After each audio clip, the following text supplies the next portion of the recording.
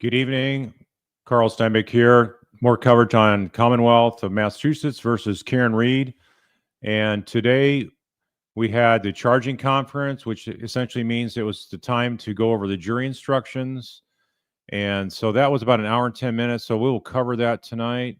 And then we'll do some more Q&A time. So if you guys have questions for me, I'll try to save more of the questions for the end of that. And then I'll talk about maybe some things that I think are important for the closing argument. And then tomorrow they are going to have the actual instructions, and they're going to give the case for the jury to deliberate. So they're going to be knocking off those in excess of the 12. There's 12 jurors that deliberate here in the United States on a case like this, second-degree murder and a few others. And so it's trying to get all 12 jurors to agree on something. Generally can take some time, but I think this case has been such a strong finish for the defense that I think I'll be surprised if it goes beyond tomorrow. And so I think if the jury gets the instructions read to them and they get the case to them by, let's say, let's see, if there's an hour, the judge is allowing an hour and 15 minutes per side. There's probably maybe a 15, 20-minute break in between. So they're going to get it probably right by lunchtime, and maybe they'll go to lunch first or something. So, or else I'll bring them lunch in the deliberation room, depending how it works. But in any event, let's go ahead and jump in now. And I think the case is such that unmuted. The prosecution has to know the law.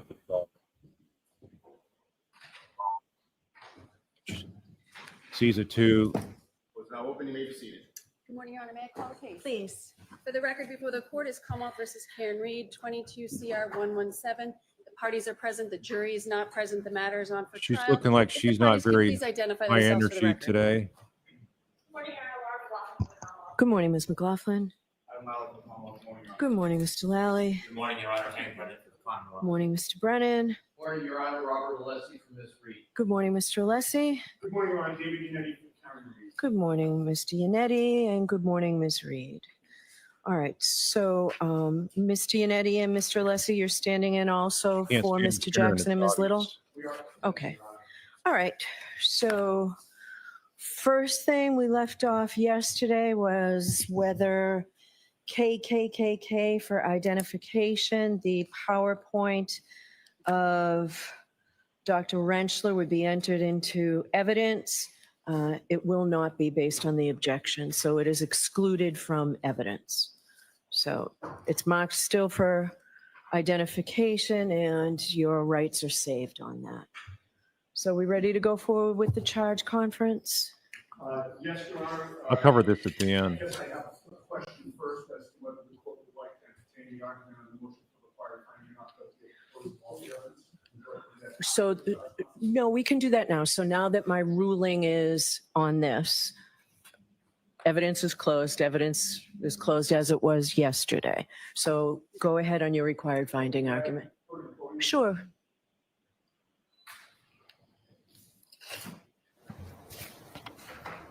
And this is not lengthy, Judge, 5 or 10 minutes. Take your time. Thank you. We are renewing our motion for required finding of not guilty at the close of all the evidence. And in so doing, Your Honor, we're incorporating our oral argument in support of this motion that we made at the close of the Commonwealth case.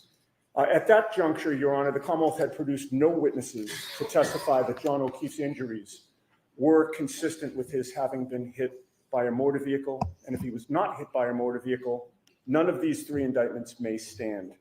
The Commonwealth, we believe, at that time fell woefully short of proving their case. Now that the defense has put on a case, the Commonwealth's case has been further weakened, such that none of these charges can stand. Nearly every witness, Your Honor, we have called, we would submit, has destroyed the Commonwealth's theory of the case. Dr. Russell testified for the defense. She's a leading expert on dog bite wound pattern recognition in the country, and she testified about medical injury causation and provided the jury with her expert opinion that John O'Keefe's injuries were consistent with dog-inflicted wounds, both bites and scratches.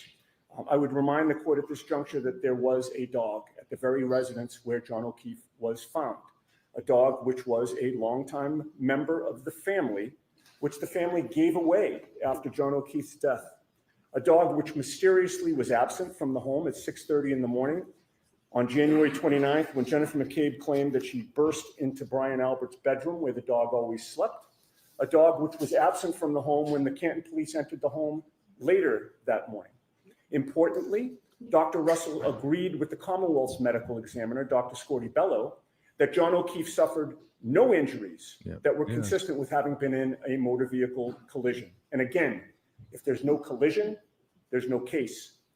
Dr. Lopesada, one of the most experienced and accomplished forensic pathologists you could find anywhere, agreed with Dr. Russell that John O'Keefe's injuries were consistent with an animal attack. And she agreed with both Dr. Russell and the Commonwealth's expert, Dr. Scorty Bello, that John O'Keefe was not hit by a motor vehicle. So the question is, in what type of murder case would a judge ever allow a motion for required finding of not guilty? You know, the more serious the charges, the more likely you have a judge that doesn't have the courage to do the right thing and dismiss charges like this. So this one here, given with this judge, yeah, you're not going to have this granted. But as I've said all along, this thing would never survive a court of appeals scrutiny.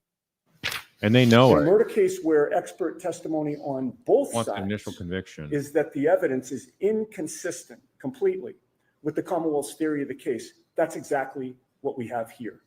But it doesn't stop there. Both witnesses from ARCA drove a stake through the heart of the Commonwealth's case. Dr. Wolf concluded that the damage to Ms. Reed's Lexus was inconsistent with having come from a collision with John O'Keefe. Unlike Dr. after the walk back of Brennan basically impeaching Welcher with his cross-examination of Rentschler, basically even viewing stuff in the light most favorable to the Commonwealth, which is what this motion is based on. As a matter of law, you can say they haven't proven anything about Karen striking this vehicle. So if they haven't proven anything about striking the vehicle, this computer data stuff and the phone data stuff, that doesn't prove anything about a hit. The only thing they got for a hit is the actual physical injury testimony, and there's absolutely nothing here. So just like a slam dunk, easy dismissal. Dr. But Welcher, who we know it's created not going to happen in real submit life here. a meaningless by a experiment based sport. on no scientific method. Dr. Welcher actually did the proper force analysis and concluded that Ms. Reed's Lexus was not damaged by the body or the arm of John O'Keefe. His testimony was unimpacted by cross-examination, and it's devastating to the Commonwealth's case. Dr. Rentschler further cemented that there was no collision between the Lexus and John O'Keefe. It is simply not possible that this 6,000-pound SUV hit John O'Keefe at 24 miles an hour and caused only superficial wounds to his right arm with no injuries to his legs or lower body. The SUV did not hit him. John O'Keefe was not hit by the SUV. This is so abundantly clear. And just think how these jurors and the public, by Morrissey's comments to the public about this case, this thing has been in nothing but a massive, massive scam, gaslighting operation, just outright fraud to say that this is how John O'Keefe died. And think about it, they're even doing this to the family of the O'Keefes, the surviving members of John O'Keefe. So it's that disgusting to think that you can just magically create stuff and just wish it upon the evidence to come to life. So there is no physical scientific evidence to say that the vehicle struck John O'Keefe. What's the best proof of that? He doesn't have injuries that are anything consistent with a vehicle strike. You'll never find a doctor across the country, a medical doctor, who isn't somebody that's maybe you're going to pay for to basically test a lie. And but they can't find anybody. There's not a single doctor, a medical doctor or a forensic pathologist that backs up this quackery of the Commonwealth. The case is over. But on top of all that scientific evidence, Your Honor, there were 3 additional fact witnesses who testified for the defense who corroborated that the Commonwealth's theory of the case is false. Sergeant Nicholas Barros, a sworn police officer, testified that when he saw Ms. Reed's SUV that day, before it was towed to the Canton Police Sally Port, the taillight was merely cracked. When he was shown photos of what it looked like in the Sally Port after Michael Proctor had access to it, Sergeant Barrows confirmed that it was absolutely different. Karina Kolakithis confirmed that there were no problems between Karen and John O'Keefe that night, even remarking on just how sweet he kissed her on the forehead shortly before they left the waterfall. But perhaps more importantly, that kiss happened right in front of Brian Higgins, the same Brian Higgins who had been flirting with Karen Reed that month, the same Brian Higgins whom Karen had ghosted for several days before January 28th, the same Brian Higgins who had texted Karen that very night, well, and received no response, the same Brian Higgins whom Karen had given her back to all night, the same Brian Higgins who had to be restrained at the end of the night by Chris Albert on video, the same Brian Alberts who is on video, hot, angry. I meant Higgins, yes. Yeah, the same Brian Higgins, who is on video, hot, angry, and gesturing to John O'Keefe to meet him outside shortly before they left the waterfall and shortly before John O'Keefe was killed. I'm surprised. And finally, Brian Loughran, plowing Fairview Road at 2:45 in the morning, was attentive, watching everything in front of him, very familiar with the Alberts residence, and had every reason to protect the Albert family. You recall that he did protect the Albert family to a degree that night by choosing not to follow protocol and call the DPW or the police about the Ford Edge parked on the street outside their property during a snow emergency. Brian Loughran confirmed that John O'Keefe was not on the front lawn at the Albert residence at 2:45 a.m. That means that Karen did not hit him. There was no collision. All the experts agree on that, including the Commonwealth's expert, and the only eyewitness that morning confirms it. Taking the evidence in the light most favorable to the Commonwealth at this juncture, with their evidence weakened by an airtight defense to these charges, these indictments cannot stand, and we urge this court to enter required findings of not guilty on all three indictments.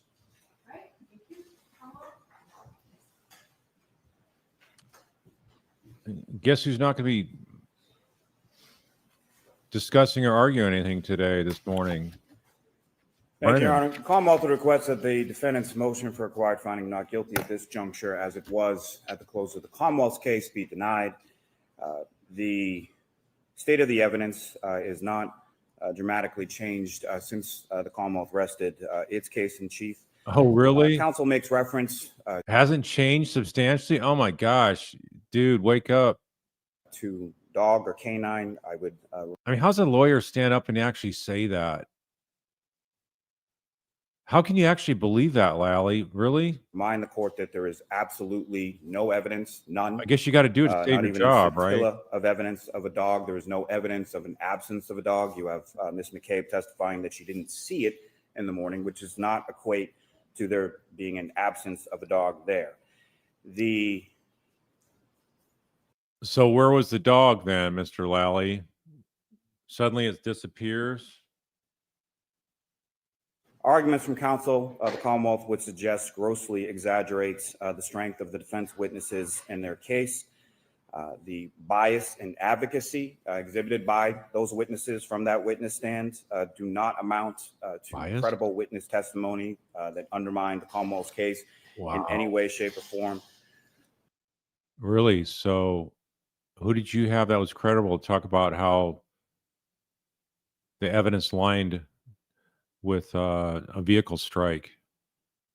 Your one and only one, Welcher, was actually impeached on cross-examination, where Brendan actually was the one that brought out the words and said there was no data at all. There was no facts to bring out to explain how the vehicle strike could have actually happened in terms of relation of vehicle and John O'Keefe, where they started and where they both wound up and everything in between. You cannot explain that. So you have no case. A couple of specific examples when it came to Officer Barrows. His testimony was also And the injuries of John O'Keefe do not align with vehicle strike. Open and shut. Game over.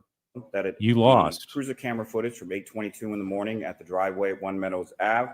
He indicated the damage to the taillight was consistent with the damage that he observed in the driveway at the defendant's parents' home, Yeah. which was then consistent from the video or the photographs within the Sally Port. It's also consistent with 5:07 a.m. at 1 Meadows Ave on the still frame shots. You can talk about all the taillight stuff you want. If it doesn't line up with a strike on his body, you got no case. From that ring camera video.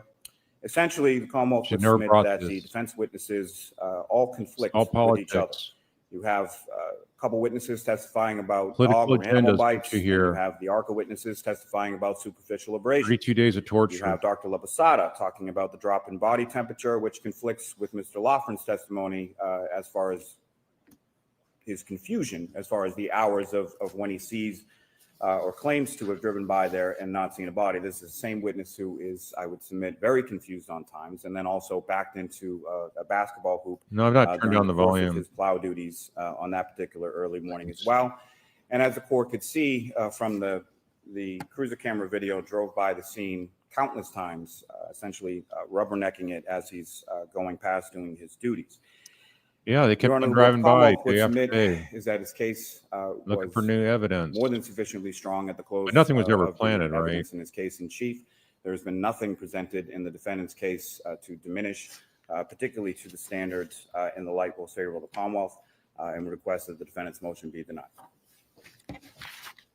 So, Mr. Yannetti, you know I have to do this in the light. Just another day at the office for Lally. And viewing it that way, the Commonwealth has met its burden, so the motion's denied. Okay? All right, so regarding the charge. So we'll start with the defendant's missing witness request. Who's arguing that motion? We're not arguing that, Your Honor. And I apologize, but we made the decision last night to withdraw 2 of our requested instructions with shorten things today. I think it's, Oh, okay, so everything on this is done, right? The defendant's motion to present a missing witness argument and request for instruction. You're withdrawing that? With regard to the absent witness instruction, we're withdrawing that. Okay. And what else from your proposed instructions? You said there were 2. What's the second one? The second one is that there's a. I think Hank is just preparing for his master presentation tomorrow. Okay, I had a question about that. All right, thank you. There is a supplemental instruction that we're asking the court to give regarding the display of this sweatshirt. Oh, that's right, you filed, I saw it in email. I don't have a hard copy of it. That's Mr. Molesky's motion. Your Honor, if it's helpful to Your Honor, I'll hand up my hard copy. Okay, if you could do that, I'd like to go back through the rest of it and come back to that after I've read it, okay? Who's arguing for the rest of the defendant's proposed instructions? I am, Your Honor. Okay, so we're gonna go through them one at a time. Who's arguing for the Commonwealth? Okay, so I think you're sort of in agreement on the basis of the law, right? Yes. All right, so model homicide instructions, just as last time. So that takes a lot of time out of today. The only thing I would draw the court's attention, the Commonwealth does have a request for, and I understand that the court's position might be on this, but as far as the instruction related to murder charge, Commonwealth is only seeking instruction on murder. All right, so we will deal Can't hear with it. that. I'm going to go through the defendant's instructions are sort of the general instructions first, so it's probably easier to go through those. And then we'll have the argument on that. So presumption of innocence, I think my presumption of innocence is a little more robust than what you've requested. So I will probably, okay. And I will give some version. I know that there was a lot of attention paid and some appellate decisions on the each individual Yeah. indictment. I'll give some further language on that. You've got an instruction and proposed on page 4, reaching a verdict. Just, I will make it crystal clear though. I think it was, and I was upheld on it. So I will make it crystal clear. Okay. So I'll give you that, Ms. Giannetti. I don't know why the closed caption isn't This working. what is evidence. I probably won't give verbatim what you have. I'll take a look at it, but I will certainly cover all these topics. So Ms. Giannetti, you're telling me that your client wants me to give a defendant did not testify instruction? Yes, please, Your Honor. Again, if you want to take a look at what I gave last year. I think it's a little more robust than this. I think we answered satisfied with the court's instructions on that, so we would be satisfied again with the court's language. Okay. Closed All right, caption humane not working. practice, I will give you Bowden. I'm gonna take a look, size this up with what I gave last year. I gave Bowden last year. I gave a Bowden instruction. I don't think the Commonwealth All right, objects, Bowden right? instruction has to do with Okay, botched police investigation. go ahead. Do you want to make an argument? Just briefly, Being a grounds for reasonable doubt. when it comes to the Bowden, and I would incorporate, and I know there's no request for instruction, third party culprit, but the Commonwealth would be making similar requests that counsel be prohibited from making a third party culprit or Bowden argument. I'm hitting it. Hold on. Or Bowden? Or Bowden? I'm sorry? You don't think the Commonwealth, the defense should be allowed to make a Bowden to argue Bowden? So I would submit, Your Honor, that the entirety of any testimony or evidence related to either Bowden or third party culprit in this trial has come from questions from the defense, not from actual evidence, testimony from witnesses from the stand, exhibits that were put into evidence, or anything of the like. So in the instruction and arguments are based or predicated in the case law on evidence. I don't know what you're talking about, trial channel. Thanks for your comment, though. Audio boosted. I don't know what that means. I'm not good on tech stuff usually. There is no basis whatsoever for not only Bowden or third party instruction, but specifically for even counsel to make that argument. Ran out of options here. I understand Bowden is a little bit more loose as far as the court certainly. So I'm going to ask Ms. Giannetti to explain to me. All right, so I disagree with you on Bowden, but I'll take a closer look at it. Ms. Giannetti, what is the Bowden evidence that warrants an instruction? I think it's multifaceted, Your Honor. The police did not secure the crime scene properly. They used inadequate material to pack the evidence. Chain of custody was contaminated and corrupted. There was evidence of bias. You see why I don't trust the car stuff? I mean, YouTube stuff, you're supposed to get notifications. I don't get them. I have 3 YouTube channels. I don't get notifications much of the time. And many of you guys don't get it. And so look at this closed caption thing. I've been using it every time that I attempt to use it, and now it doesn't work. So, that's why I don't, all that car computer stuff, to me, it's something to consider, but you never can trust it. Failure to pursue the suspects, specifically telling his friends that the homeowner was sacrosanct because he's a Boston cop too. There was just a focus on Ms. Reed to the exclusion of everybody else. It was not an open-ended investigation. From day one, it was focused on one person and one person only. And just responding briefly to Mr. Lowry's comments about how he introduced affirmative evidence of the proper way to do an investigation. We tried, Your Honor, we made a motion and renewed it, asking for reconsideration of the court's ruling that Mike Easter could not testify about an investigation. So to say that we didn't introduce that evidence when we tried to do it, we were I think what Mr. Lally was saying, that you asked questions but weren't given answers. And so I think that's what was said. Mr. Yannetti, I'm going to allow you to argue Bowden, and I am going to give an instruction. So third-party culprit's an entirely different animal here. I know, Who cares about third-party culprit? but Don't worry. tell about me, are you going to argue it? Is the defense going to argue that Don't Brian need it. Higgins did this? No, we're going to argue that the police failed to investigate whether Brian it. All right, let me hold this. Let's see. It says 10:27 on the clock there, it looks like, by the court. So let me try to go to the trial channel. I don't know if it's a YouTube thing. Might be a YouTube thing. Let's see here.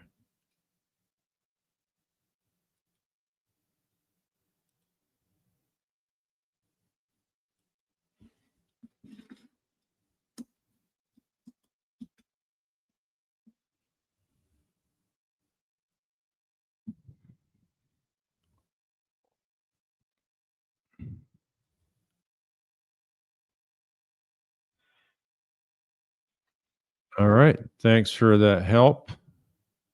Looks like I can delete this one. So thanks, Trial Channel. Glad to have you in the house.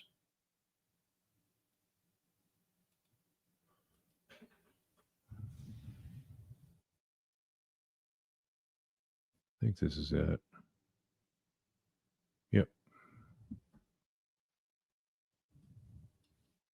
Get rid of Boston 10. Now let's jump ahead. It's marked still for.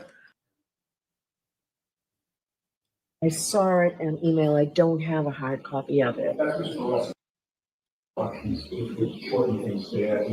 okay, so everything on this is Excuse me. done, right? The defendant's motion to present a missing witness argument and request for instruction. You're withdrawing that? With regard to the absent witness instruction, we're withdrawing that. Okay. And what else from your proposed instructions? You said there were two. What's the second one? The second one is there's an entry on our request for lost for evidence. We're withdrawing that. Okay, I had a question about that. All right. Can't hear it. Neither can There Torque. is a supplemental instruction that we're asking to give regarding the display of this sweatshirt. Oh, that's right. You filed, I saw it in email. I don't have a hard copy of it. That's Mr. Weston. Your Honor, it's all, Your Honor, I'll hand up my hard copy. Okay, if you could do that, I'd like to go back through the rest of it and come back to that after I've read it, okay? Who's arguing for the rest of the defendant's proposed instructions? I am, Your Honor. Okay, so we're gonna go through them one at a time. Who's arguing for the Commonwealth? Okay, so I think you're sort of in agreement on the basis of the law, right? Yeah.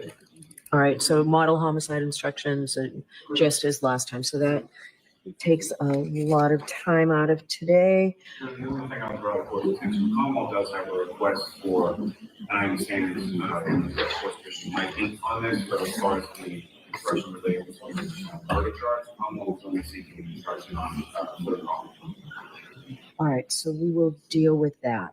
I'm going to go through the defendant's instructions are sort of the general instructions first, so it's probably easier to go through those, and then we'll have the argument on that. So presumption of innocence, I think my presumption of innocence is a little more robust than what you've requested, so I will probably, okay. And I will give some version. I know that there was a lot of attention paid and some appellate decisions on the each individual indictment. I'll give some further language on that. You've got an instruction proposed on page 4, reaching a verdict. Just, I will make it crystal clear, though. I think it was, and I was upheld on it. So I will make it crystal clear. Okay. So I'll give you that, Ms. Giannetti.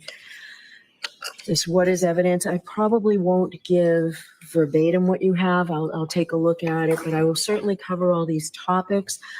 So, Ms. Giannetti, you're telling me that your client wants me to give a defendant did not testify instruction? Again, if you want to take a look at what I gave last year, I think it's a little more robust than this. I think we answered satisfied with the court's instructions on that, so we would be satisfied again with the court's language. Okay. Humane practice, I will give you Bowden. I'm going to take a look, size this up with what I gave last year. I gave Bowden last year. I gave a Bowden instruction. I don't think the Commonwealth objects, right? We would object to the instructions. Okay. Go ahead. Do you want to make an argument?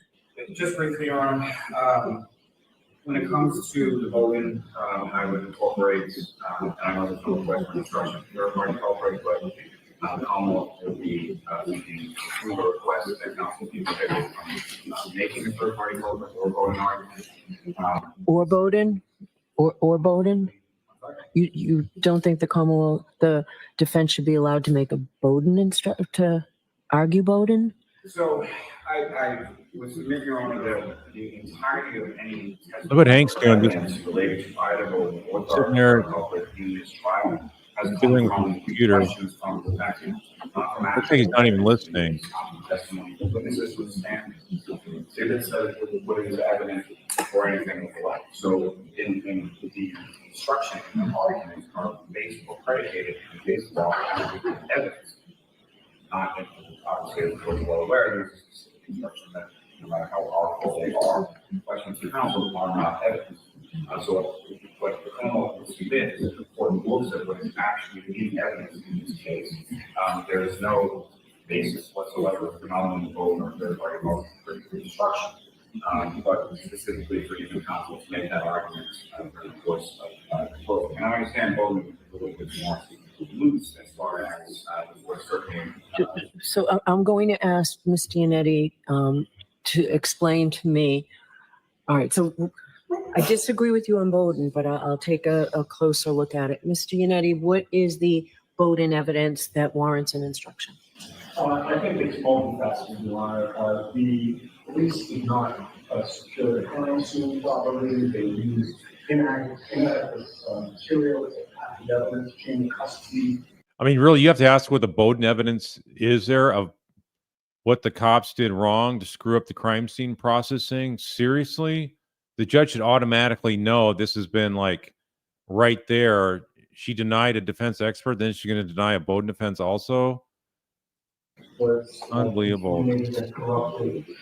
There was evidence of bias. The investigator failure. Yeah, they have Carrie B. Specifically telling his friends that the homeowner was sacrosanct because he's a Boston cop too. There was a particular focus on Ms. Reed to the exclusion of everybody else. It was not an open-ended investigation. And day one, it was focused on one person and one person only.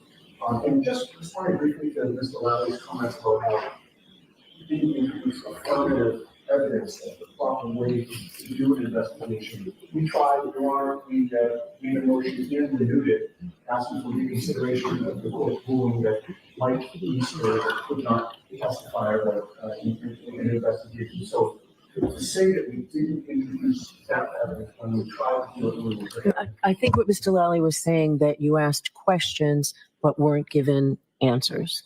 And so I think that's what was said. I'm going to, Mr. Yannetti, I'm going to allow you to argue Bowden, and I am going to give an instruction. So third-party culprit's an entirely different animal here. I know.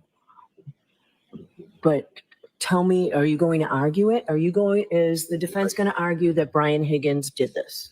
no, we're going to argue that police failed to investigate whether Brian Higgins. Okay, so just so that it's clear, that you all know, I believe, third-party culprit separately is a lot different than third-party culprit as it goes to Bowden. I ruled pre-trial that there could be no attempt at introducing third-party culprit evidence regarding Colin Albert. So that was separate. But I did say that I would give you the opportunity to try and develop testimony regarding Brian Higgins and Brian Albert as third-party culprits. That threshold that you need to make to do that, to argue them as three-party culprits, has not been made by the defense. So you cannot argue that either Brian Higgins or Brian Albert committed or had the motive and all of that. Not third-party culprit, pure third-party culprit. You understand that? It sounds like you're telling me you don't intend to do that. We understand the distinction, Your Honor, and we're strictly going with a Bowden defense. Okay, so you can get into third-party culprit with Brian Higgins, that the police were aware of whatever Yeah, because he's not an Albert, so I'll let you do that. you're going to argue, and failed to act on it. But it's strictly for that purpose, okay? Okay. Yeah. So Mr. Yannetti, and of course I take him at his word, tells me that they're not going to do pure third-party culprit.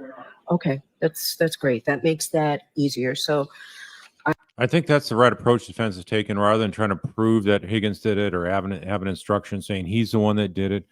It gets in this battle of, okay, if the defense hasn't proven enough evidence for the jury can conclude that Higgins did it, then it must mean that Karen did it. So it just gets into this too much of this burden shifting. I will give. Laundry that. Sure, go ahead. While we're on page 8, I just wanted to, almost does have an exception to it. Lack of pursuit of leads to include Higgins, and then reasonable doubt just throughout the defense argument is really what it is going to come down to, as well as bringing up all these doctors that testified in support of the defense. Yeah, I have a check mark next to that. Ms. Giannetti, tell me about this, the absence of a recording. Are you saying that the police should have recorded Ms. Reed at her parents' house? Right, so, obviously it's not the strongest the argument that we would have does not occur at a police station, but, these days, it's common knowledge that everybody has access to a recorder, even on your own cell phone. It could have been done, it wasn't done. We have to rely on police memory of what my client said or didn't say when there was a possibility for a recording, so you still think we're entitled to do. Do you think it was custodial interrogation? So Or I guess I should say, do you think the evidence supports? I think there's an argument that it was a custodial interrogation. We had police officers who, refused to sit down in the living room. They were surrounded her. Someone who was not familiar with dealing with the police at all. So yes, I think there's an argument that it could be considered custodial. All right, what do you say about all this, Mr. And Allen? I would also add, Your Honor, Sure. they did seize her vehicle around the same time. So, that it goes to that issue of custody and my client being able to deny it. All right, what do you say? It's very nature of the objection, Your Honor, that the non-procedural nature about this. So the trooper spoke to these three out of countenance, as they did with a number of different witnesses on that day as well. So of course of that, they spoke to about she was seated on the couch in her parents' living. So look at that. Brandon's not even listening to the arguments. If I was lead counsel and I covered every major witness on this case, I would never defer jury instructions to my co-counsel, because you want to make sure you get all the right instructions in and block the ones the defense is trying to bring in if you think they're inappropriate. But you also got to keep in mind that if you don't get the right instructions in, allow them in that should be allowed by the defense, that could be reversible error. So you want to make sure defense is allowed the ones they want in, and you got to make sure that you get the right, not only the right instructions, but you also get the right jury verdict forms. We'll talk about that later. And it did not end in any sort of custodial situation. She was taken into custody, she was arrested. Yes, they did seize her cell phone in the vehicle, based on information that they had told from the course of the day, statements from this reason stuff. But I don't think that transforms that conversation between in a parent's living room into a custodial interrogation. The bigger issue that I placed in, as far as there's already been saying requested your instructions or requested in practice, and then following the piece of language and defendant's requested your instructions, there goes on to all of this other requests regarding your compromised mental state and all of these other things that, while if it were to be given by the court, should be given in the same context of the same practice. I don't think it's something that should be highlighted in two different sections. I would submit that there is no evidence of her having a compromised mental state or anything to that effect. She exercised the judgment as far as when she's speaking with Sergeant Lieutenant and having testimony from the stand that initially she said she wanted to be fine with answering questions that they wanted him to engage them. And one of the questions became centric on, more centric on at that point, I know that's not a very good report of where she ended the questioning about the point. So I don't think there's any evidence of her having a compromised mental state for this interview. And I don't think that it rises to the level of the question. So I would ask basically that everything on page 8 prior to all the instructions be He's not making sense. I don't, All right. I'm not following enough of it. I'll take another look at this and I'll just let you know in the morning. And with regard to the compromised mental state, we agree that that would not apply to the interview at the residence. But we believe that it applies in the humane practice context. That is where it makes sense. So All right. That's gonna happen, so after once. Yeah. I think that's fair. Okay. Okay. All right. Um, prior statements, I will give some instruction on prior inconsistent, and I'll give a prior consistent statement. And we'll talk about the view. The absent witness instruction is withdrawn. So is the, Not to interrupt. that's okay. That's okay. With regard to the view, Your Honor, we did include a language reinforcing the fact that the law that they saw on the Oh, was not present on January 29th. We asked for it to repeat that one sentence. okay. So I did not see this when I took a quick look at the view. All right. I'm not going to repeat it.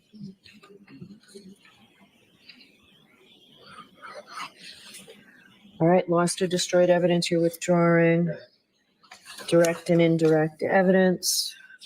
I'm gonna try and give a shorter instruction on that. So I will, even the one I gave is too long. I'm trying to cut down the time the jury needs to hear general instructions that I think they're perfectly capable of hearing in a shorter period of time. That sounds odd because normally you'd want to have the same instructions that's following the state mandated guidelines for if you're going to cover a topic, you don't deviate from it much, but it sounds like she's trying to make it shorter. That just sounds really weird. I'd want to have the boilerplate benchmark instructions that you use every trial. If it's on evidence, whatever the instructions on right to remain silent, all that you'd want to keep the same. So I don't know why she's talking about trying to make it shorter. All right, thank you. Credibility, the same. Law enforcement witness, I think I gave some instruction on that. I'll include that somewhere in it. If I might just notice that, Sure. language in the right objective. Okay. That's when the police officer or someone else was for both cases. What do you mean by that?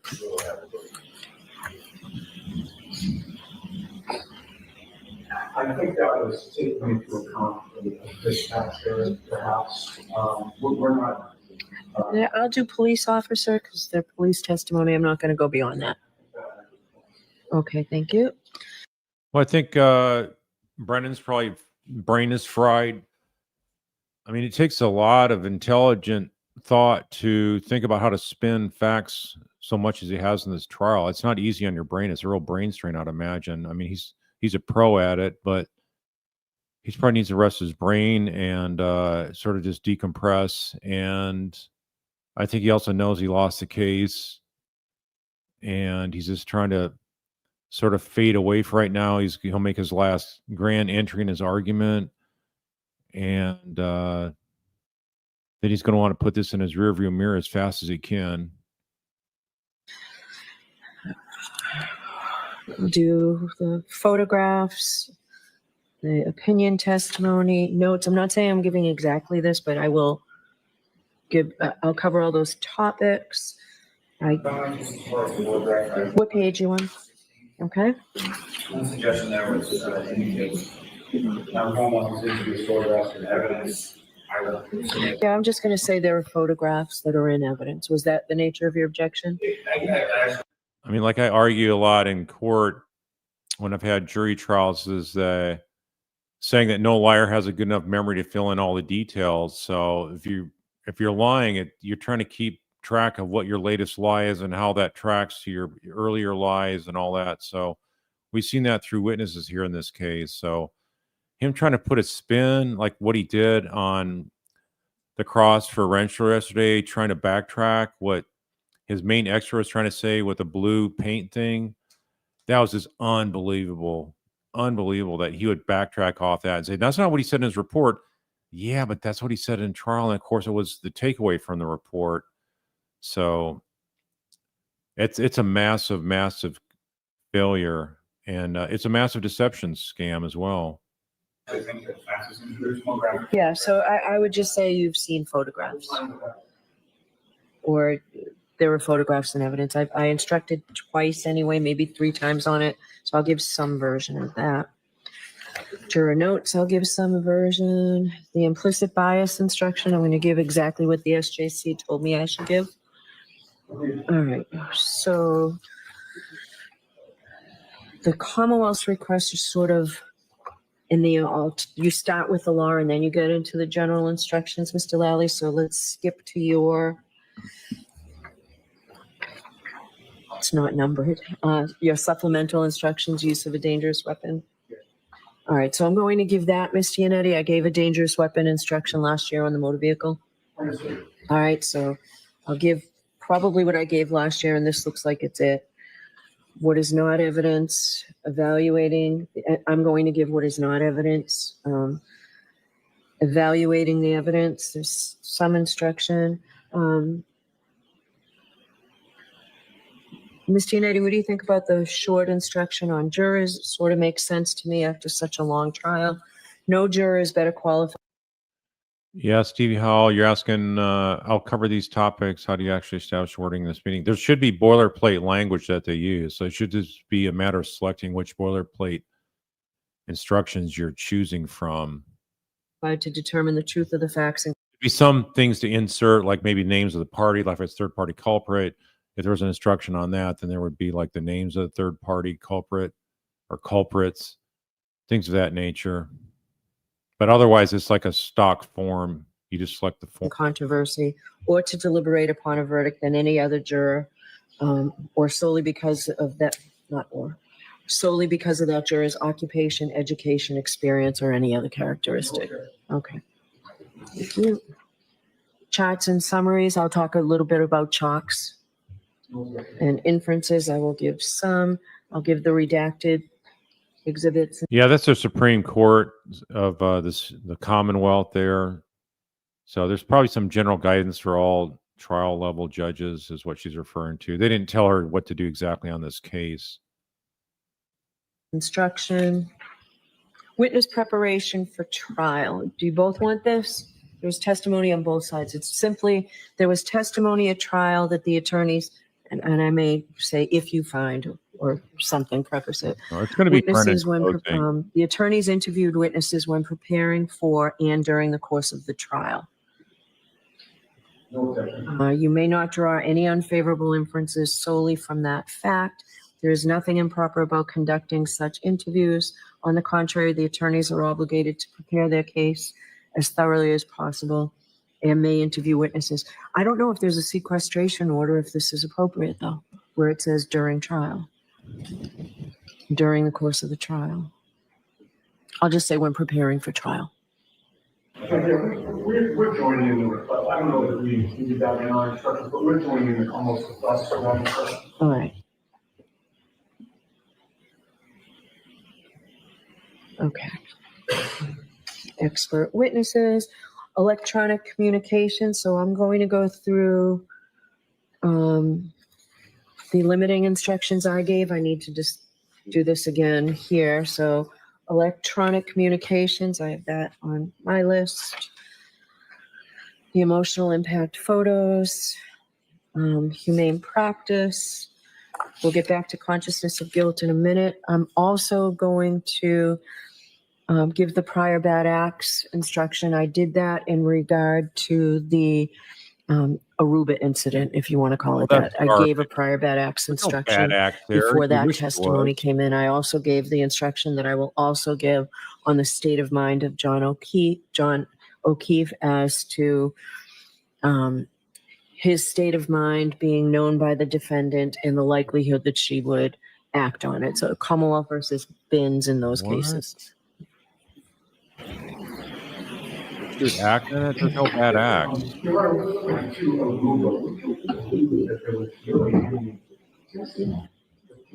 I thought it came in through Kaylee. I should say it did come in through Kaylee.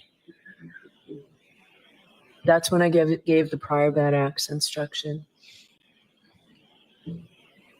What bad act?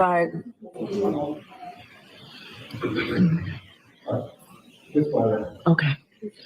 All right. So did I give it any other time that there's another event that I should highlight? I don't think so.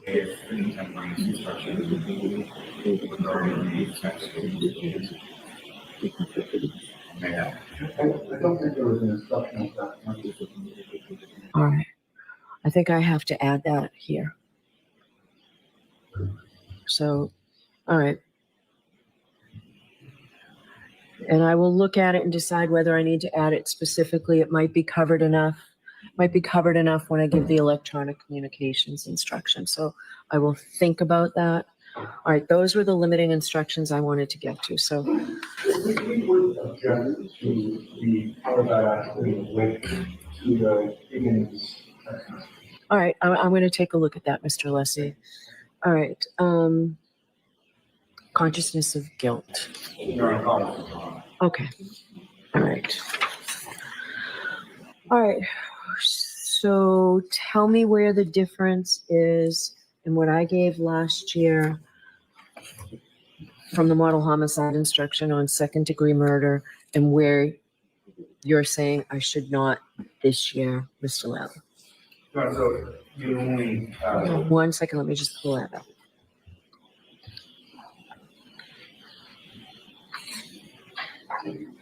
Okay.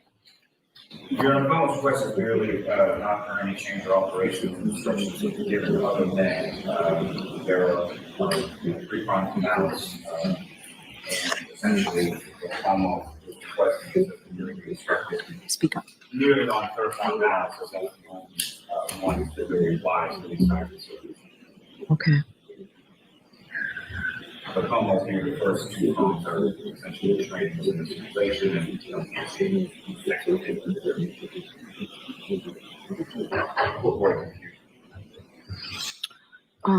Do you have supportive case law for me to single this out?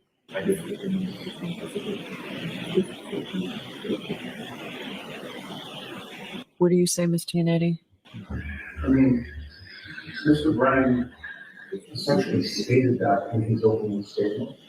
Stated what? Well, in his opening statement, he stated that he's not alleging that she intended to do him Reed's father and non-intent to kill him. And just the third point, he stated that in his opening. I imagine that's what the likely argument in his closing. You know, I don't have a position on this. I just don't know. And I think the court's going through this analysis in your head as well, whether it's permissible or not. I just raised that up. Yeah, Ruba was an argument she had. She shouted like in the lobby at John O'Keefe. And so how that's a bad act, I have no idea. Somebody getting mad at somebody, your boyfriend getting, you're mad at your boyfriend because he's flirting with somebody near the front desk at the place you're staying at. So let me show you something on prior bad acts. Model instructions.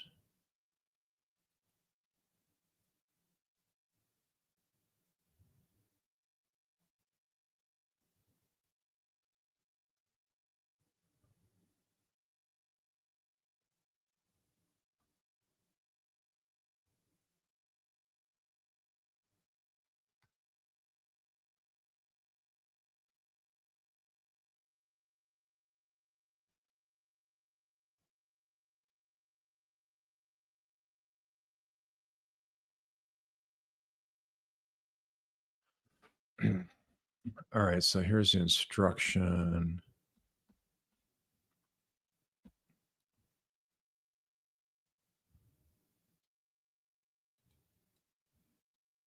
Let me pause that where that's at.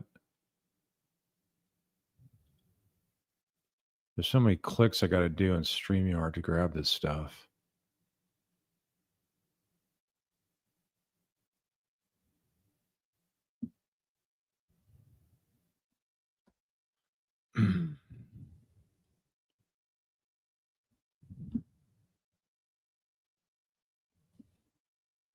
All right, now I'm trying to find the screen.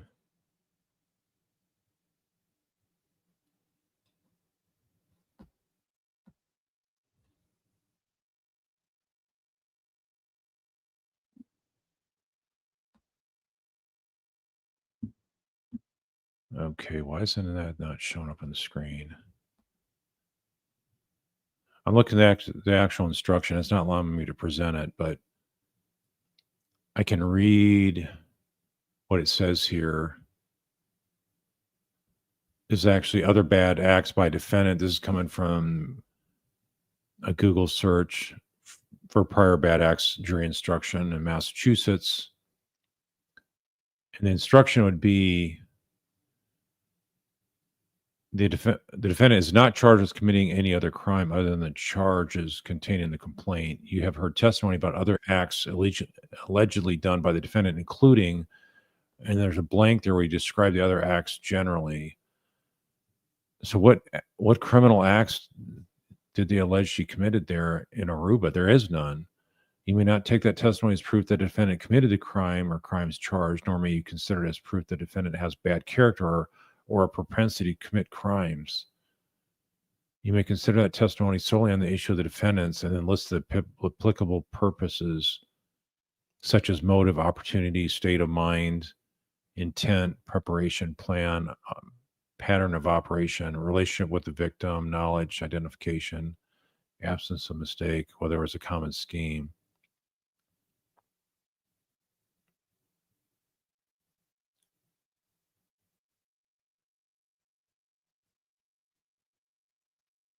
And then it says here, there's a Massachusetts Supreme Judicial Court decision that says the judge has to pick the purposes. You can't just read off this laundry list. You have to describe exactly which kind of purpose it is. So anyway, there's no bad acts there. So it's just really ridiculous for the judge even to say that. All right, let's go back.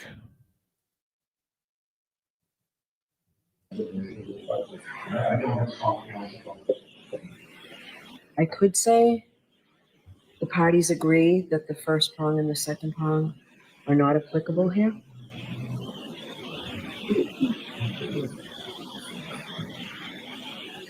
I think we're just at the position where we'll defer to the court. Well, I'm not going to say you agree if there's no agreement. If you can get me a case by this afternoon, I'm inclined to go with the model.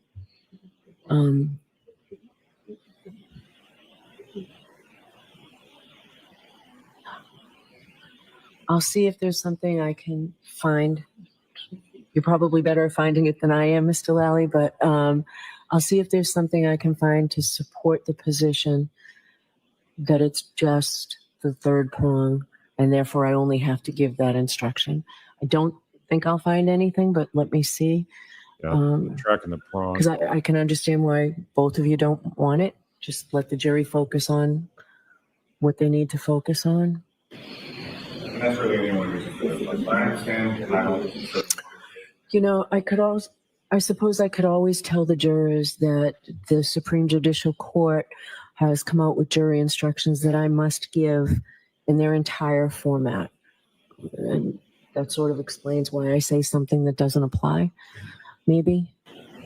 I would be fine with it. We wouldn't have objection to it. Maybe I'll do that, but let me see if I can find something. If I can find something that says I don't have to give those first two prongs, I'm not tracking this three-prong thing I'll let you know coming from the before you Supreme begin. Court. All right. And you're right, before the court makes a decision on that, we see what the court is proposing, if you are going to alter the panel. If I alter it, it means I remove those two. That's all. But no, we just want. Yeah, sure. My guess is that won't happen, but we can see. All right. So, lesser included offenses. Did you want to know UI instruction? You were. We're asking for that. Okay. All right. Right. I think that's it, aside from Mr. Leslie's motion regarding the exhibit. I'm not hearing this good enough. Did she say she asked me if they wanted a lesser included offense of DUI, driving under the influence? Right. Is there anything else that we're missing? Just a couple of other issues. One is with regard to the Proctor text messages, we have a redacted version now. That we'd like to submit to the court of the Commonwealth. You recall that we had agreed essentially on a redaction subject to the court's ruling. Okay. But it wasn't in final form. We believe it's in final form now. And you all agree that it's in final form? Well, they have haven't seen it. Oh, I'm going to okay. read to them now. Can I hand this to the clerk? Sure, thank you. All right, so, Only other issue, Your Honor, is we do have Yeah, but she could have the lesser included offense of just DUI, and that is a part of the manslaughter charge is manslaughter via DUI. So if they just dropped the manslaughter part of it and just said, well, she's drunk driving, I'm not understanding what the defense is saying about that. So it sounds like they may have that instruction where they allow it to have the lesser included offense of DUI. hold on one second on this issue still. So I will give the Commonwealth this afternoon to take a look at this. And tomorrow morning, if you don't have agreement, then we'll have to deal with it. And I'd prefer not to have to deal with it. So, Which is it? You guys are saying you're agreeing with me, trial channel? Is there a lesser included Okay. with DUI? a couple other things before we get to Mr. Leslie. yeah, One is that we do have the Dr. Wolf PowerPoint. Dr. Wolf or Dr. Rentschler? All right. And this was allowed into evidence unobjected to. I thought we already had it. We didn't.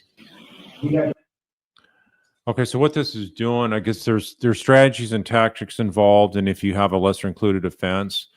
So if the defense is asking for just the DUI as a standalone lesser included offense, prosecutors don't have to automatically charge every single crime and all this lesser included offenses. Whether it's the state or the feds, they always have lesser included offense that by nature, the lawyers know that if the evidence turns out that, maybe they believe there was a DUI, but nothing worse than that, then their option is to have that instruction. If you look at the Casey Anthony case, that's one where it was all first degree murder or nothing. And that was like a high risk move by the prosecutor. So the prosecutor should have allowed more options in there.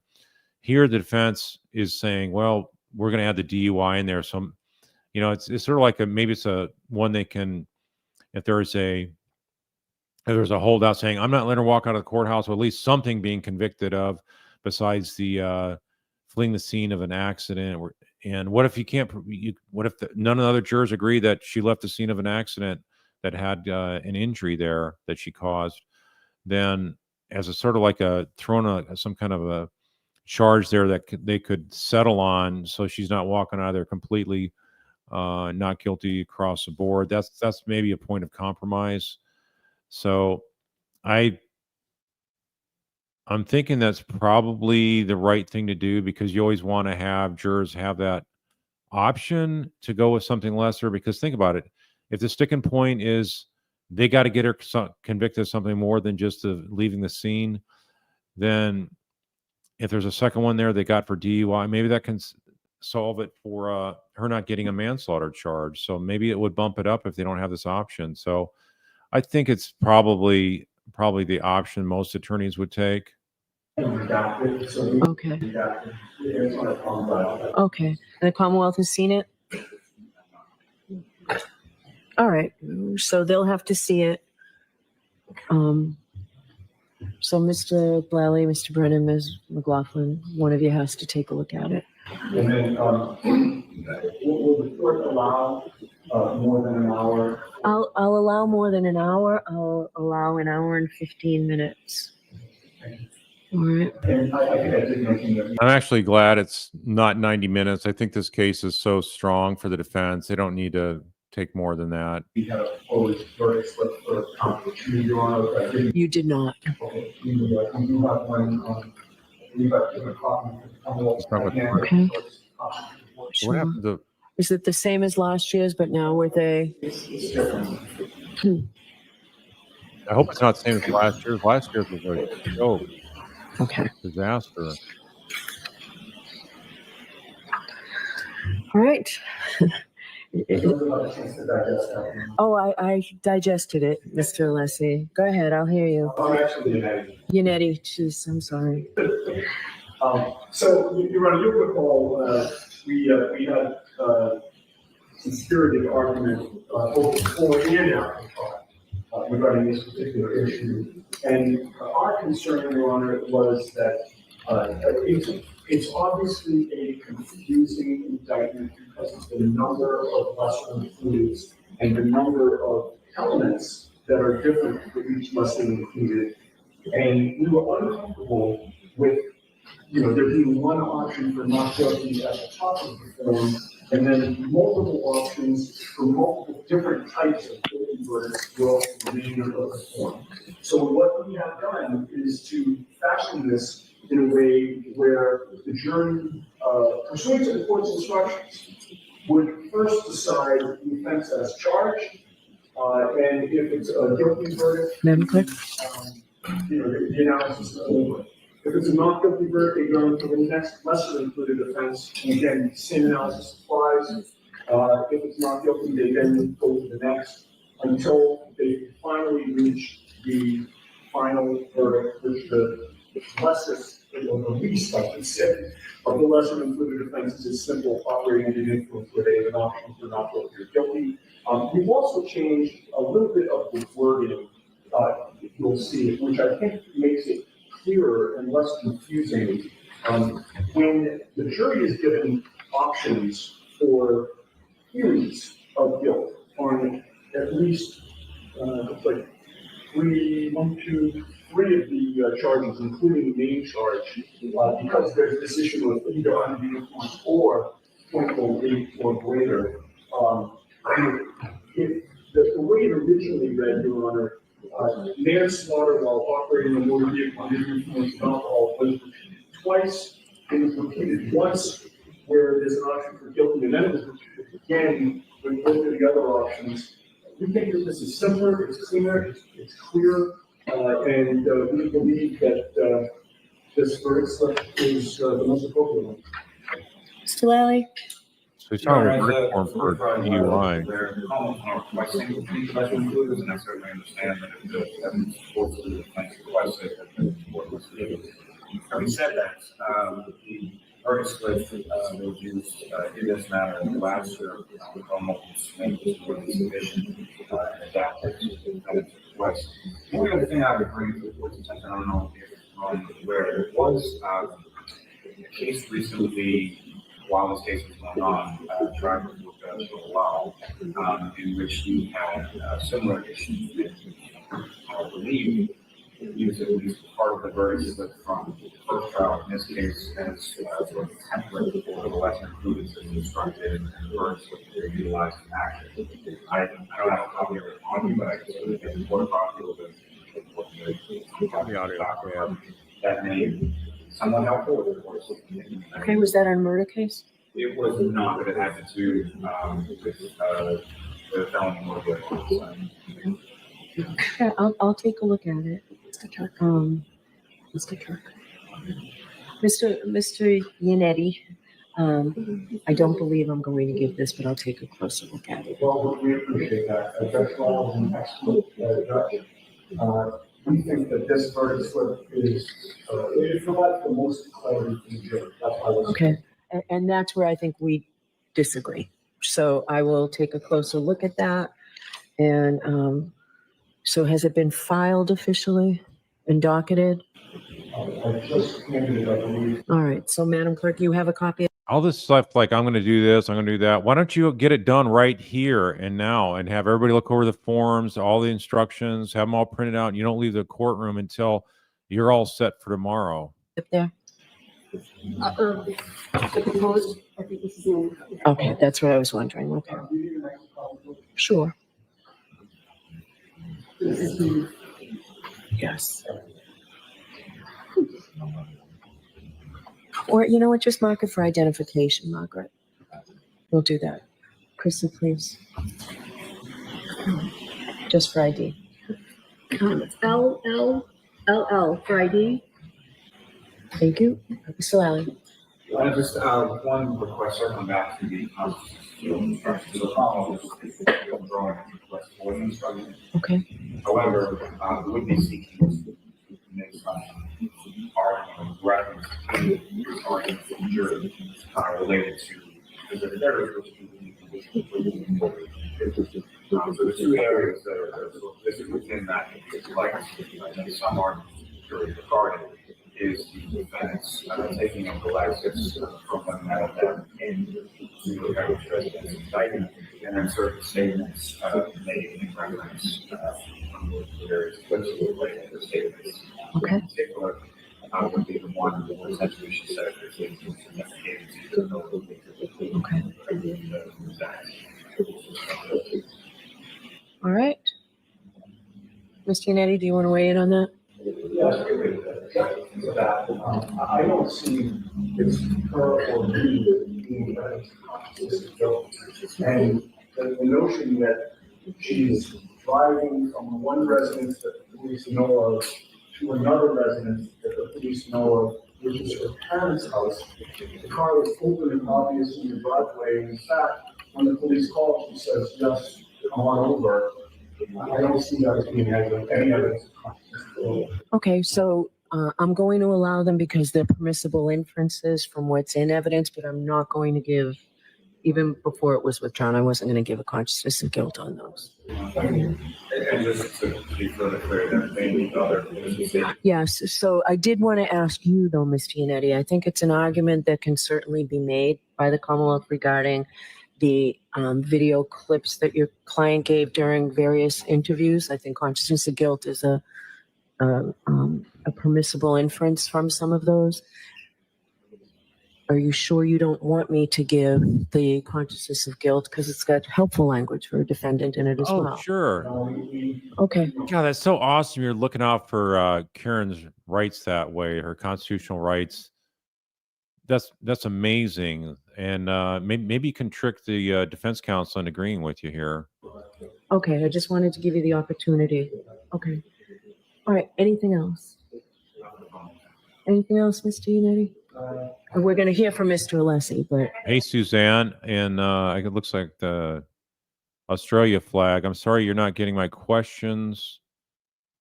I'm not seeing your questions, but I'll be looking for it here.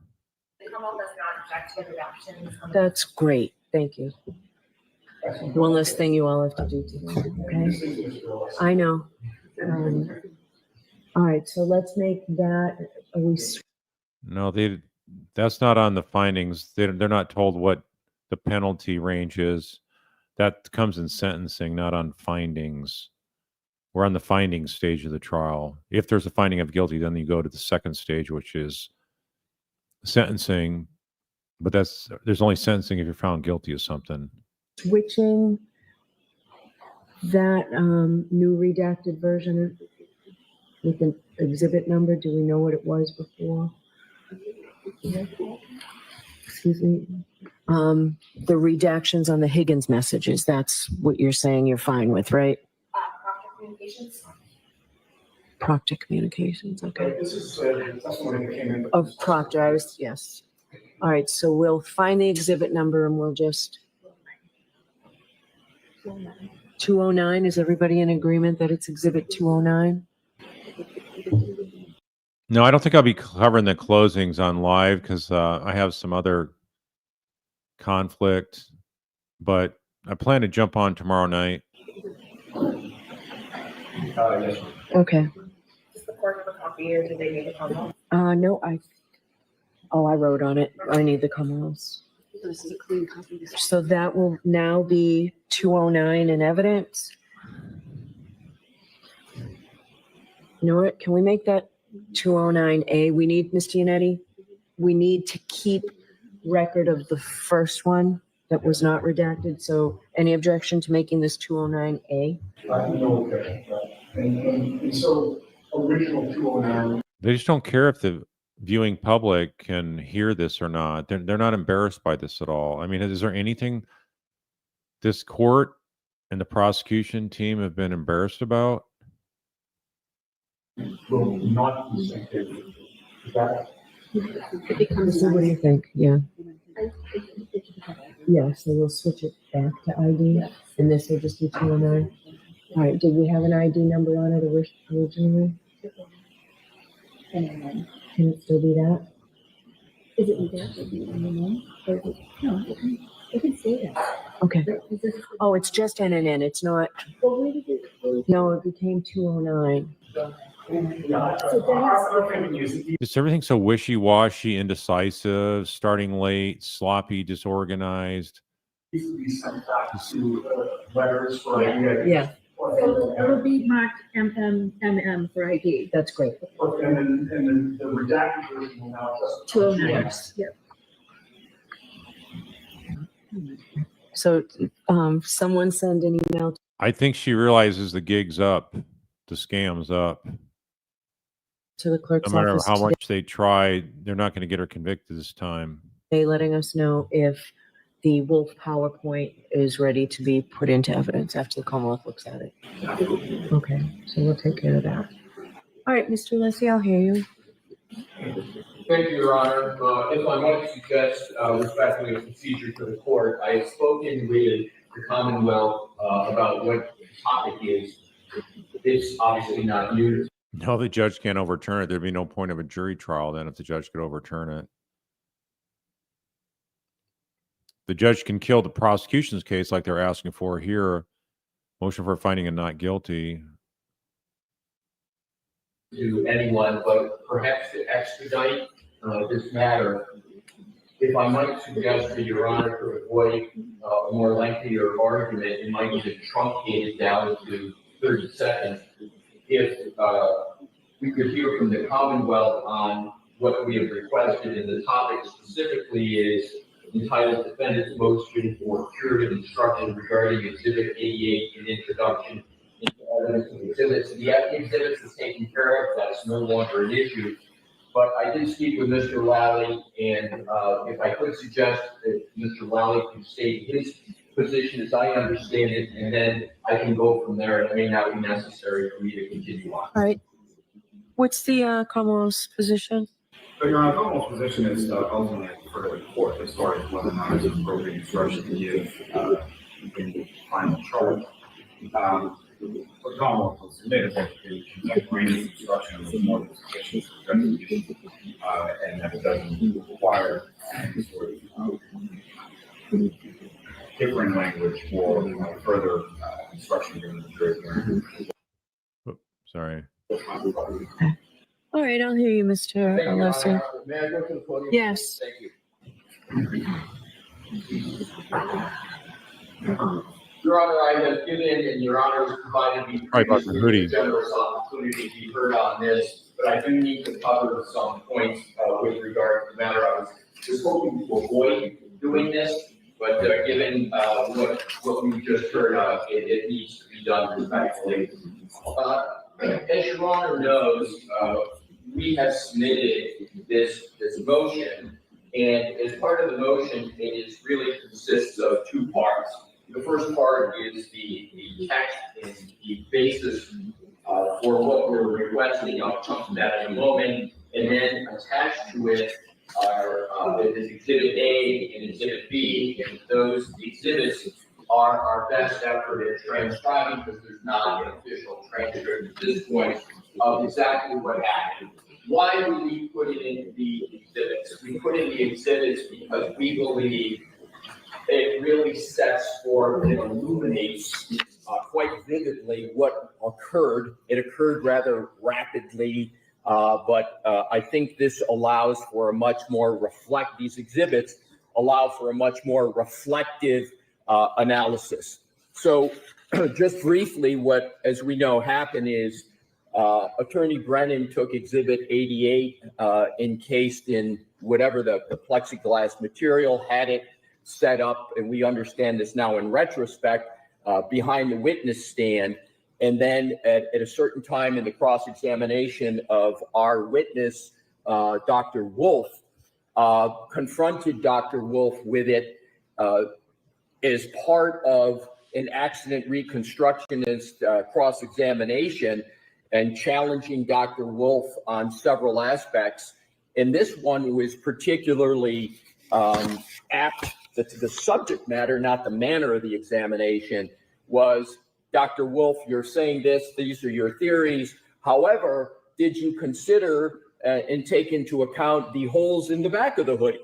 And that led to a series of questions and a series of answers.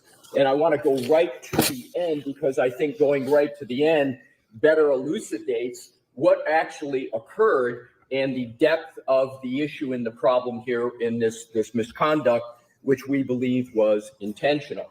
Specifically, the end is we know, and I believe it. Yeah, so he's saying that this was done intentionally, that this was a setup by Brennan. So defense needs to be aggressive like this and argue this in court and not concede that, well, this is just an honest mistake. No, they're saying this is actually intentional by him. And I think they're probably going to argue the whole thing was framed that way just so they could have maybe the witness not look at it as close. It is Dr. Wolf not look completely at it as undisputed that the holes in each and every hole in the back of the hoodie was caused by the criminalist, a witness in this case, Ms. Hartnett, who made those cuts as part of her analysis. And that was in May of 2023, long after the alleged incident of January 29, 2022. So that's sort of the end undisputed. Now let's go back to what happened in the examination, the cross-examination of Dr. Wolf. So he's confronted, and I think, we put in Exhibit A and B of it, but what is particularly striking is on page 7 of Exhibit A, and it's the colloquy that starts in the middle, which we've yellow highlighting, Attorney Brennan saying, when you were making that opinion about consistent or inconsistent, did you ever consider whether there were holes in Mr. O'Keefe's sweatshirt other than the right arm? Dr. Wolf started to answer, well, I know that there was cutting to, and I emphasize cutting, and then he was cut off by Attorney Brennan. And Attorney Brennan said, may I approach and receive the exhibit, Your Honor? And we note that in the context of many other statements in this regard as to what happened.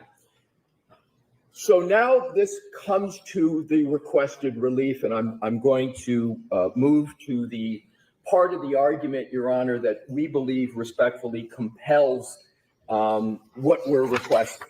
So now I want to just state what we request. We believe it's what we've requested is quite modest given what happened. And our proposed curative instruction is on page 2 of our motion. It states, during the cross-examination of Dr. Wolf, Mr. Brennan asked Dr. Wolf about holes in the back of the sweatshirt, Exhibit 88, falsely insinuating that those holes were sustained on January 29, 2022 from a fall backwards. I instruct you that those holes were not present on January 29, 2022. Those holes were made by Maureen Hartnett, a criminalist at the Massachusetts State Police, I've got the acronym MSP, Crime Lab, in the course of her inspection and sampling of the clothing on May 18, 2023. Dr. Wolf correctly testified that those holes did not come from any alleged event on or about January 29, 2022. Please juxtapose that with regard to the instruction Your Honor had given, which was a sentence, so jurors, I instruct you that those holes were made by the criminalist, Ms. Hartnett, during the course of her inspection and sampling of the sweatshirt. Didn't I include the date you requested, the May 18th date? I thought I did. You know, Your Honor, I think the answer is no, but because I'm doing it from memory and I all those defense lawyers didn't catch that she said the wrong year, 2025. It was May. Yeah, it was May 18th. But you said 2025 when it was 2022. This is not an official transcript, right? Exactly, Your Honor. So I can't say it with certainty. I don't believe it was. Okay, because that date you told me was important to you, right? Among other factors, the date was important. It's May 18th, right? Yes, Your Honor. Okay. And so, Your Honor, I believe what is fair in the analysis and as objective as I can be here is, I think the curative instruction has to tether to and relate to in its details the degree of what happened. This was on a very significant topic, accident reconstruction, a significant piece of evidence, the hoodie. There's been much discussion among many expert witnesses about this hoodie, what it stands for. There's been videos on it. You know, our position, the hoodie in a proper accident reconstruction would be completely unaffected by any alleged motor vehicle incident. And then to show the witness on this for the defense, it clearly left the impression to any objective observer that Dr. Wolf had somehow been incompetent, which is 180 degrees of the reality, but also that he just wasn't otherwise diligent, and the jury therefore should not weigh and value his opinion. This is very, very significant, and I underscore, Your Honor, we didn't cause this problem. We didn't cause any of this issue. So to me, I do not understand why the Commonwealth would not. Yeah, but you didn't object right away. So because you didn't object right away, you're a guilty party. You're a culprit, just like he is. Support this. If you don't stop a scam that's going on by the prosecutor immediately and alert me to it, then you're part of the problem. You should have known that thing was cut out by the criminalist, and you didn't alert the court of that. So guess what? You have to catch the tricks, the stunts, and the scams right as they're occurring. You can't wait until after the witness is done testifying.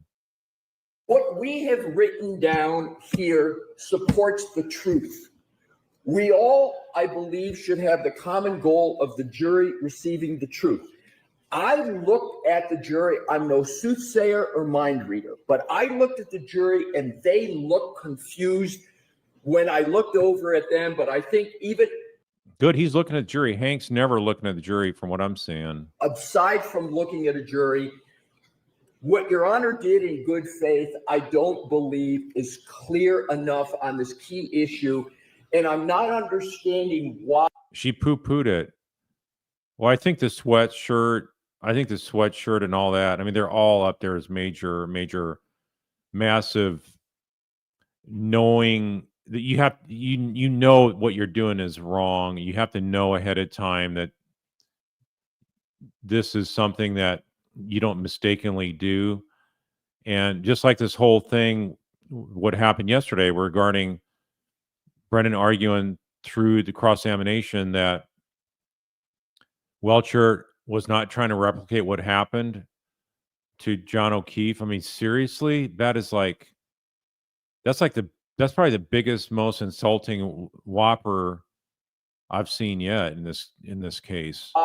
There would be any real contest over making it clear to the jury on this very important point. The defense, to my point of being measured at the time and being measured now, we could be requesting a lot more statements about what occurred. And I've been in situations in other trials where things have happened and there's been many more significant things stated. So in conclusion, Your Honor. Yeah, but in this court, Brennan knows that the prosecutor can do no wrong. Everything's just poo-pooed and covered up. The defense not having contributed at all to this issue, the significance of the issue, the significance of the error, it's undisputed about the error. To me, respectfully, all augurs for more clarity here. And the final point, there's two issues here. There's the fact of when these holes occurred, these cuts, and how they occurred. That's one bucket. But the second bucket, which is not in the current instruction, is our expert witness, Dr. Wolf, and the impression left upon him. And that is why we have the language in there. Again, we believe quite measured. 2023. Just the sentence at the But the point end I'm making is she said 2025. I did not hear 2022 or 2023. to take care of the harm to our witness with regard to what occurred. So therefore, Your Honor, we respectfully request that this be given so that the jury has a clear and complete and truthful understanding of well, not only what happened, but also to make sure that it is what's created for the jury is accuracy, hence truth can be concluded. Thank you, Your Honor. Thank you. I do just want to point out one thing. It was not objected to at the time it came in. Yeah, see, if you get caught deceiving the jury and it happens after the witness left that the defense finds out about it, it's your fault. It's your fault. My only comment, I will consider this. I'm going to hear from Mr. Lally. I will consider this. The testimony was not objected to. I didn't hear this until I think after another witness. Your Honor, if I could just thank you for raising that. 10 seconds for that. I will, and I made this point the very time that I made the argument last time. We were not shown that Exhibit 88 in the encasement. It was behind the witness. We didn't even know that it was behind. It was snuck in there. They didn't know it because it was done before the trial started. I mean, for that morning, they put it back there early that morning so the defense would not see it. That alone shows it's probably sneaky. They're trusting that the defense would not see that. Behind the witness. So what happened was Attorney Brennan went up, retrieved it, and immediately went to the witness with it, showed it. We couldn't even see what was happening. There was no physical nor other ability for us to object at the time. So I appreciate you giving me the opportunity to respond to that. All right, Mr. Lally. So very briefly, Keep your voice up, please. yes, very briefly. I'm not going to get into the belaboring point as far as the back and forth conduct of counsel. During the heat of trial, during the heat of the extended exchange with the witness on the stand, things can happen. Recognized, acknowledged, and accepted as a mistake. There were numerous offers by the Commonwealth to offer a stipulation as to the truth as far as the evidence is concerned that were rejected by the defense. They wanted the curative instruction. They got it contemporaneous with when the evidence came in. There have been afterwards many instances of similar type conduct that didn't result in a curative instruction, and to accentuate it further in the final charge to the jury. There was other type of, what was that? You've done this other times. There's no curative instruction then, so this one should slide. There were numerous offers by the Commonwealth to offer a stipulation as to the truth as far as the evidence is concerned that were rejected by the defense. They wanted the curative instruction. They got it contemporaneous with when the evidence came in. There have been many instances of similar type conduct that didn't result in a curative instruction. Okay, so he's just saying they've been getting away with doing a lot of scamming on the jury so far, and defense hasn't caught enough of it. And to accentuate it further in the final charge to the jury is simply improper. It was a situation that arose as far as whatever misstatement was made at the time, as far as whether it's from the testimony from the witness or the question from counsel was immediately remedied, was taken care of. I don't think that there's any confusion by the jury. And furthermore, as I indicated, the Commonwealth offered a stipulation at the time that this occurred, which was essentially rejected by the defense. They got the curative instruction at the time. That is all that is required. It is more than sufficient, and it doesn't need to be accentuated or addressed further. Well, if you're worried about this case surviving an appeal, then you'd want to go ahead and have another curative instruction. What's the harm? What are you worried about? In the final charge. Okay. So I'll consider it, Mr. Alessi. Thank you, Your Honor. All right. Which means it's going to be denied, probably. Anything else? Two things I'd like to talk about for scheduling. The jurors get here early. I'm going to ask if the court officers to call the jurors and ask them two things. To ask them if they can get here a little bit earlier so that we can all be in the courtroom at 8:45, ready to start. So things take a little while generally. That will assure us the closing arguments will start right at 9, maybe a few minutes earlier. The goal would be to hear arguments from both counsel and then take an early lunch break. I would ask the counsel plan on just a half an hour lunch break. I'd like, the point being, I want the jurors to start deliberating.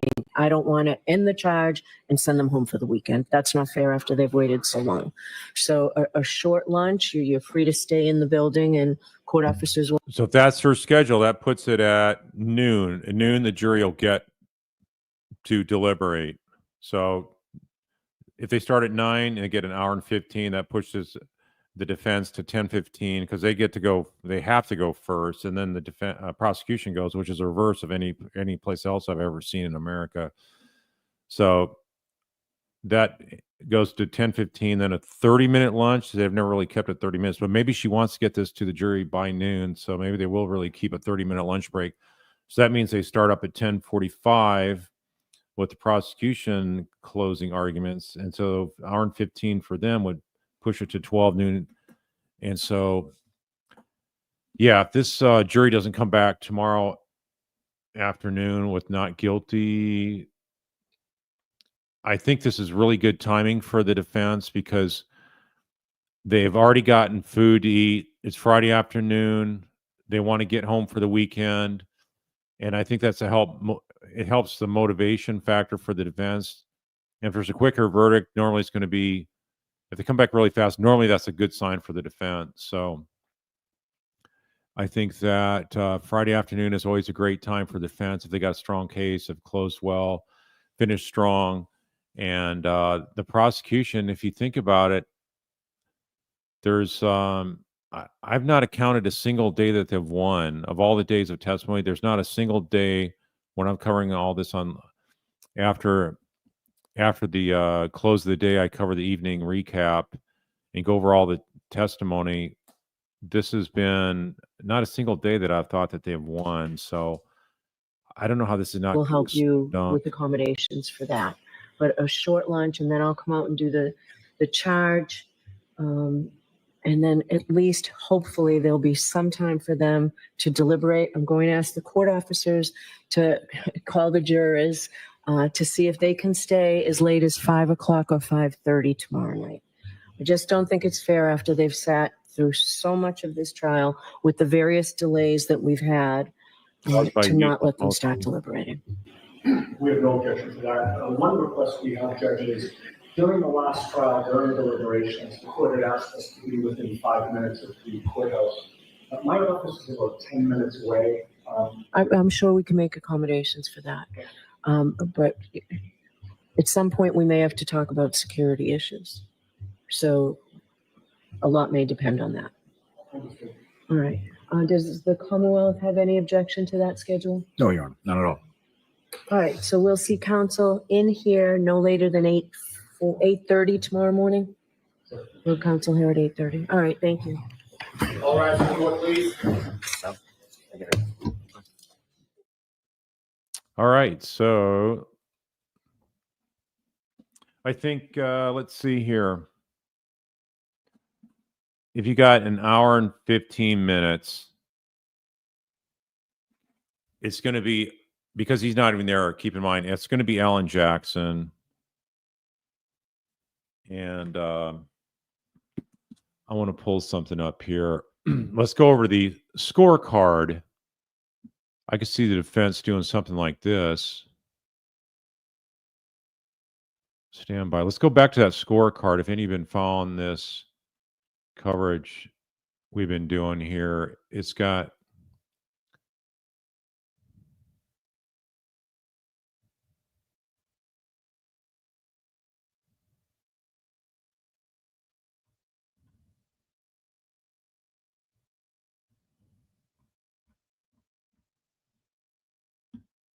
okay, let's see.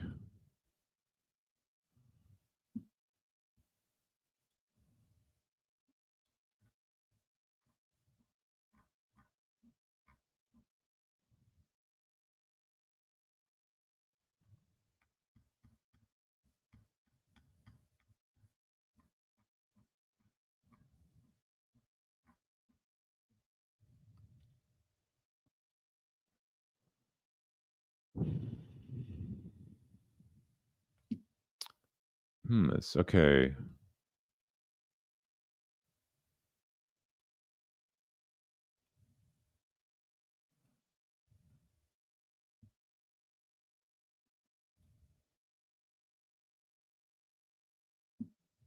Just uploading right now.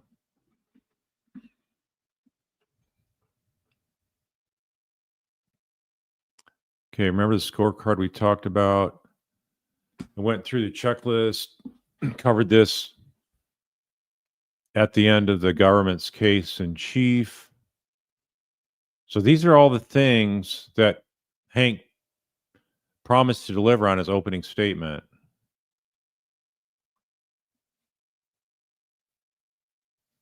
And let me see if I can. Okay, it's not moving here. Oh, here it is. Okay, so credibility and not all. Defense actually crushed him. His memory got better with time. Remember him? And it looked like it was suggested to him that other people had heard Karen Reed saying, I hit him.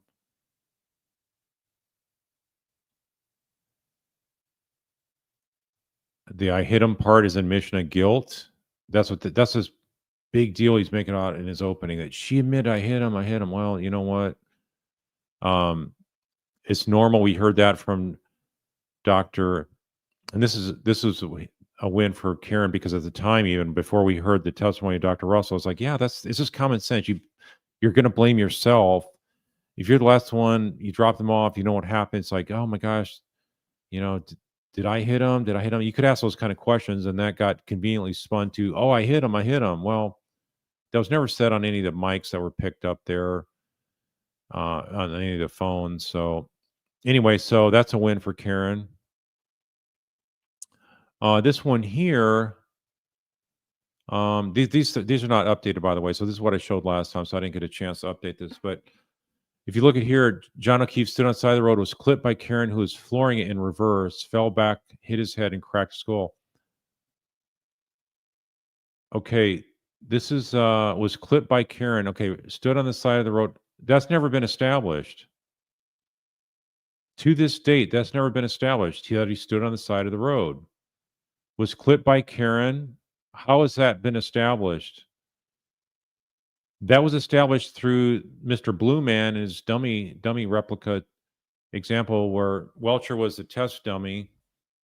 So that's what he demonstrated. Then Hank completely walked it back and said, no, that's not what he tested. That's not what he wrote in his report, even though that's what he demonstrated in court. That's what he's trying to present to the court. And then Brennan completely unraveled that and said, no, that's not what he was doing when he was cross-examining the expert Dr. Rentschler. So that's not been proven.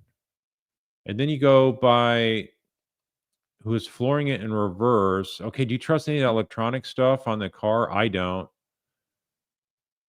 Fell back, hit his head, and cracked his skull. Okay, the fell back, hit his head, cracked his skull. Okay, something happened where he got hit in the back of the head. Could be consistent with falling. We don't know for sure. So that one now is moved to a green for Karen Reed column. Okay, so now he's 0 for 3. And then a few days before the incident, John O'Keefe asked Karen to leave. So that one here, if he did ask her to leave, obviously they didn't look like they had any intention of leaving. So it's not like she was a stalker coming around harassing him, following him around to the different 2 bars they went to, Waterfall and McCarthy's before that. They're having a good time. Keep in mind what we heard from the pharmacist, that he even kissed her on the forehead. Does that sound like she was stalking him? No. So that's a green for Karen too. Text message show the beginning of the end of the relationship. Well, it shows that John O'Keefe wasn't taking Karen seriously, but Karen took him seriously and loved him. So that's actually a win for Karen. And then the collision occurred at 12:32:16. No further movement for John O'Keefe. Well, that's also debatable. The movement he still went some steps, had maneuver of his phone, turned the phone off. We heard from the doctor say that couldn't happen. And there was no collision. That's not been established at all. That's actually been completely refuted now. And so if you don't have a collision 1232, keep in mind, if you want to rely on the electronic data, 1236 is when she connected to John's Wi-Fi back at One Meadows, which is about a 7-minute drive from 34 Fairview. So actually that's an alibi for her. So that's also green. And then Karen tells, let's see, go to the next one. Yeah, okay. Karen tells the firefighter the next morning, I'm sad because our last moments were fighting. So that could have been misinterpreted or something like that. It's like, what context was all that said? Plus, there's so much of this pressure to put on Karen. All right. Karen said, when I left, he didn't look mortally wounded. That one, I think, is that's what she said. And when she was being interviewed, she's saying, yeah, when I left him, he didn't look mortally wounded. I didn't see him there. She's not saying she saw him laying on the ground being hit. So that's a nothing. That's a throwaway. The next one here, when at John O'Keefe's house with Jen and Carrie, Karen insisted going back to 34 Fairview. That's a good thing for Karen, because she was the one wanting to go back to 34 Fairview. Now it sounds, based on the last second to last witness, Dr. L, I'll just call her La Posada, she said that he probably only survived 15 minutes. So that wouldn't have mattered apparently. But it does show that she was trying to find John and was very upset about him. She wasn't trying to hurt him. So I think that shows a great degree of her state of mind and innocence factor. Also, the way she acted there at the scene, she was the only one that was really upset and showed that she loved him there at the scene when John is laying there on the ground. Okay, Karen was sectioned for being possibly suicidal. How's that anything but helping Karen, showing she's that upset because she cared about him? Is she upset because she knows she's going to be arrested now? Yeah, right. Because why would she be sitting there saying, I hit him, I hit him, I hit him? None of that makes sense. The only thing that makes sense is that she is doing exactly what Dr. Russell says, which is she's blaming herself.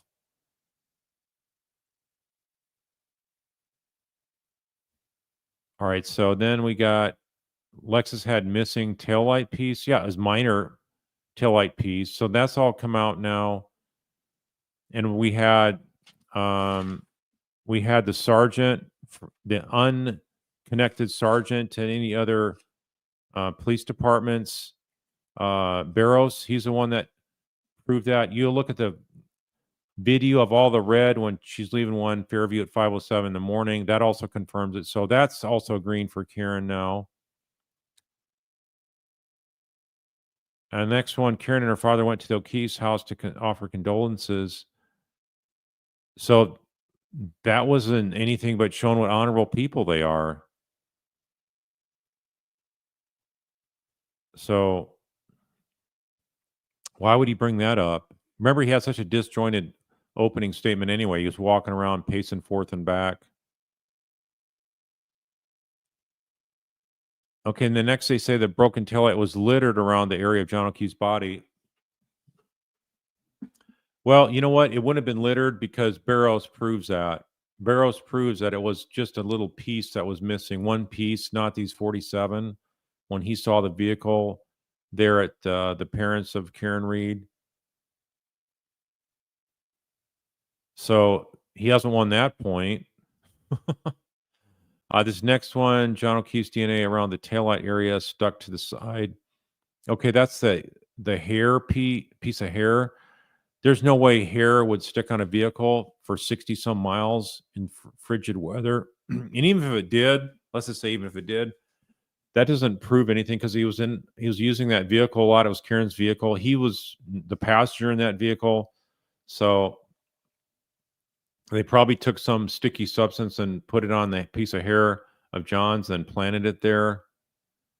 So I think that helps prove that, just like if you compare that to also the taillight, it looks like this was a setup. That stuff was being planted. Yeah, the magical single hair.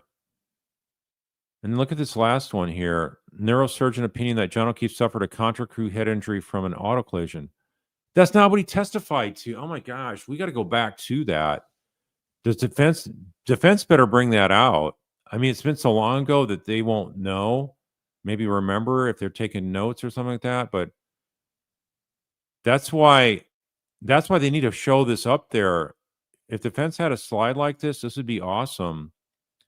Because this is how they can remind the jury what he said, and they can walk right through it.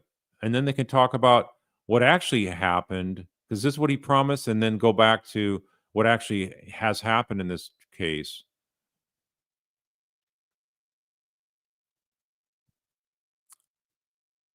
Yeah, so there you have it. Let's see. That's the last slide.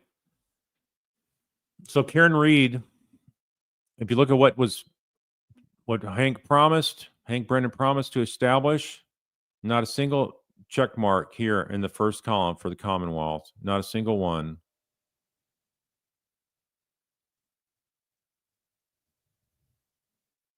So think about it. Yeah, you're talking about misrepresentation on the hoodie, the DNA trick that he pulled, the x-ray suddenly coming in, the long delay of bringing in the autopsy, defense having to bring in the x-rays.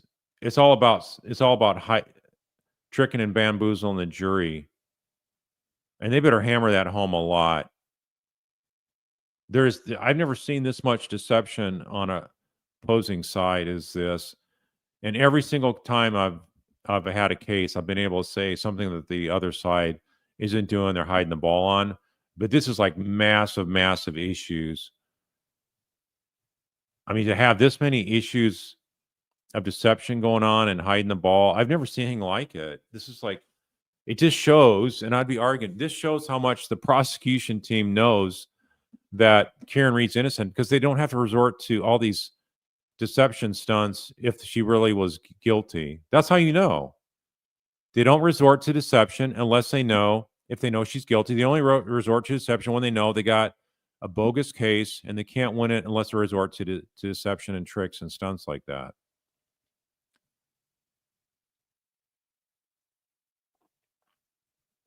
So anyway, that's massive here, that he said John O'Keefe suffered contra crew head injury from an auto collision. That's the last thing he said.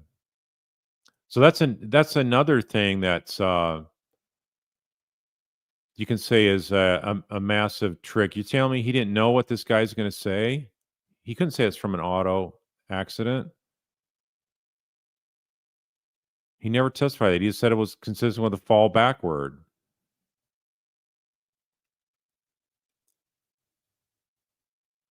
All right, so I'm going to go back now.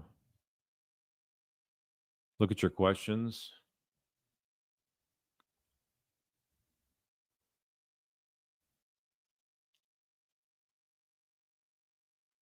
Yeah, Ashley, you recall that as well. Dr. Wolf never said it, but Hank said it in his opening.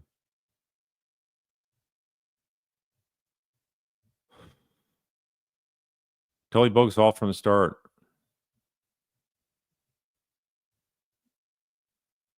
Here's the thing. Anytime, I've never had a chart like this, but I'm telling you, if I had a chart like of what I was going to say was going to happen in court, I would make sure every one of these things is going to happen. Every single one of them. There's not a check I wouldn't miss in getting into evidence, because I'd have credibility with the evidence. But this guy, every single thing, even if he can say something at text message show at the beginning, okay, there were some text messages, but how's that hurt Karen? None of that hurts Karen. It actually benefits her, because she was taking the relationship super serious.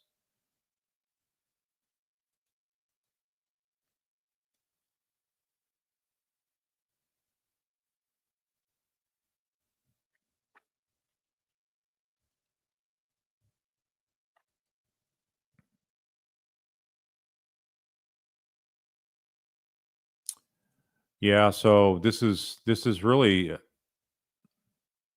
when you folks are thinking about how can you How can innocent people be convicted? You're looking at it front and center here. Look at all the lying and scamming going on.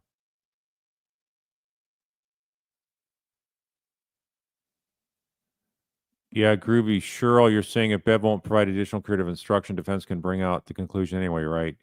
Well, what I'd be doing is talking about all the deception. I'd be making a big deal about all the tricks and scams Brennan was doing, all the scams that the state prosecutor or state law enforcement, the state police there were doing, all the stuff that Proctor was doing. I mean, this is like an avalanche of crushing corruption by the part of the Commonwealth.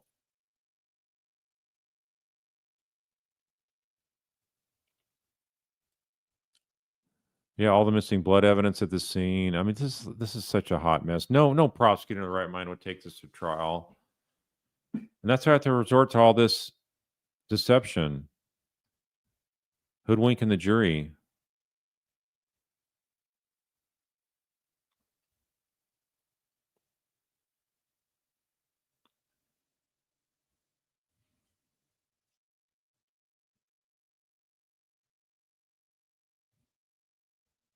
All smoke and mirrors. So,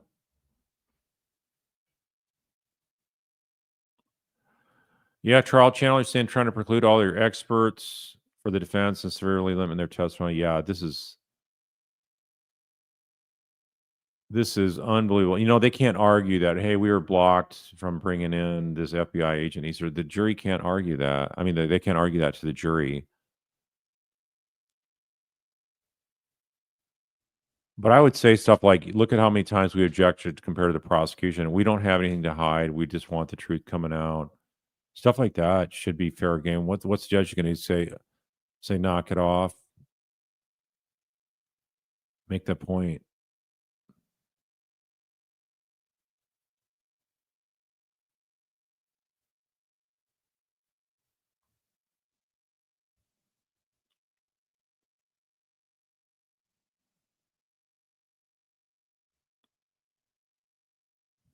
Yes, so many issues. It is basically unreal.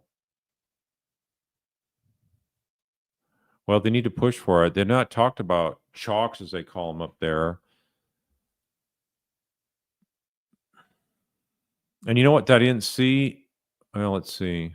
Let's go.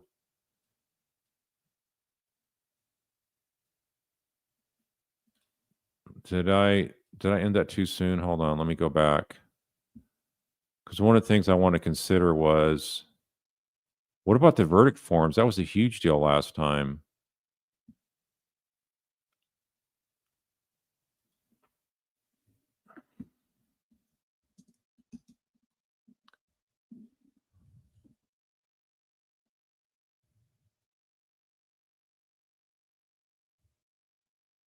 See, was there anything that? Yeah, we covered it all. So I don't get it. I don't get it why they didn't go over to the verdict form, where it should be abundantly clear that each charge is a standalone charge. You don't have to agree on every single charge, otherwise you agree on none. It's each charge is a standalone.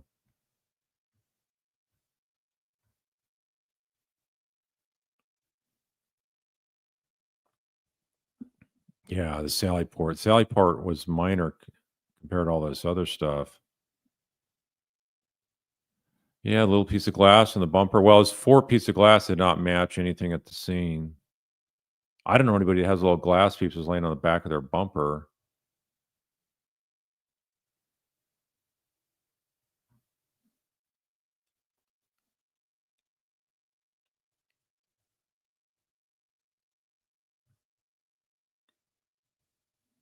So other than that, let me see here. If you got an hour and 15 minutes, I'd cover reasonable doubt. Probably you got 75 minutes. So I'd probably bring up reasonable doubt probably at least once every minute on average.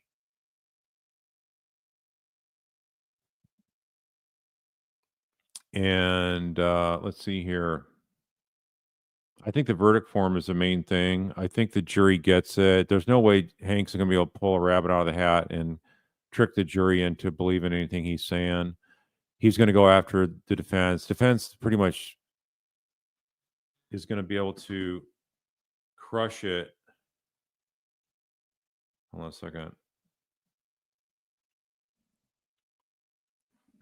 Crush it with all this overwhelming evidence. They got so much. Yeah, the science. Yeah, the science is really what clears this one this time. The credibility of all these folks, all these doctors the defense had, including the ones from the state, like Dr. Sorty Bello. No one that understands physics, science, medical stuff says this car struck John O'Keefe. And if that didn't happen, then Karen Reed is automatically should be found not guilty.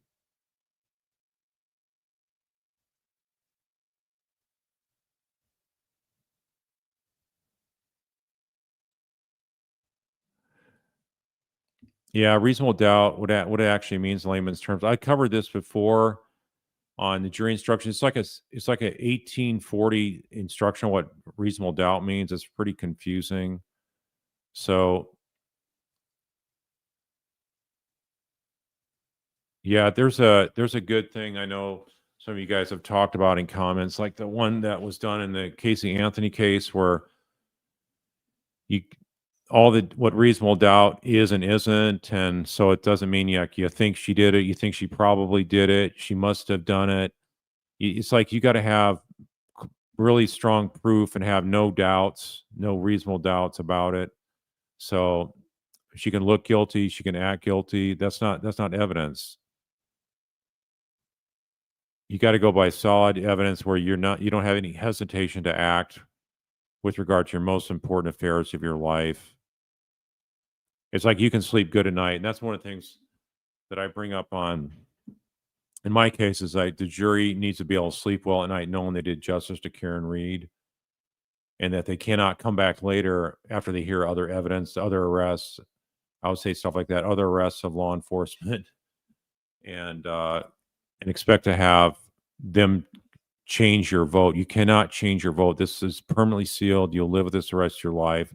You cannot have doubts down the road at all. You need to have them all here and now in that deliberation room, and explain to them how serious and weighty of a decision this has to be. So, but then make them feel good about it. Make them feel like, hey, you know what?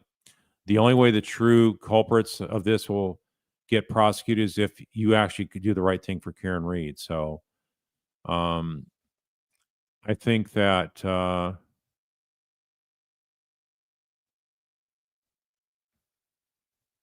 they can also bring up the fact that the evidence collection and the way they came over there multiple days trying to find more evidence collection of taillight pieces is a sign that they didn't do it right the first night. The first night they should have had all that kind of stuff sorted. They should have had it sealed off. They never made it a crime scene. Why didn't they make it a crime scene? And you can still argue all this stuff about why the Alberts didn't come out of the house, the way Higgins acted so bizarre, without having that actual instruction. And they can argue, like the judge said here, they can argue that they didn't follow up on Higgins. They never did their homework to rule out Higgins, and Higgins had motive. So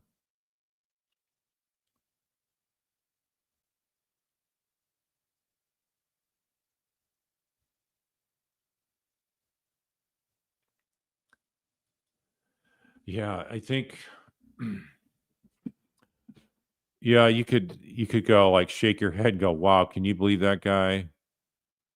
I think they also need to make sure that they're there when however the alternates are selected and excused. They need to make sure that they have that raffle wheel.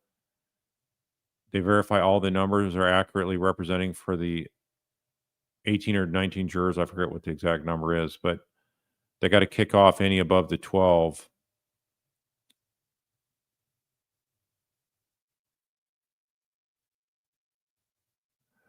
Trial channel, how do you think they'll handle the car data and GPS phone data? Those are bigger hurdles for the defense, I think. like I say, that data, I'd argue that that data is not meant to be forensically proven and reliable enough to be used to bring in a trial to convict somebody. And we all have tech issues every day. I just bring up the fact that tech issues are a common problem in life. They're not operator error many times they're internal errors. And it doesn't matter what that says of what's going on with the car. We know for a fact that there's no contact made between Karen Carr and John O'Keefe's body. I think everybody here can relate to a time when there's some kind of electronic thing that wasn't working right and gave out faulty information that said things were working fine, and yet they weren't.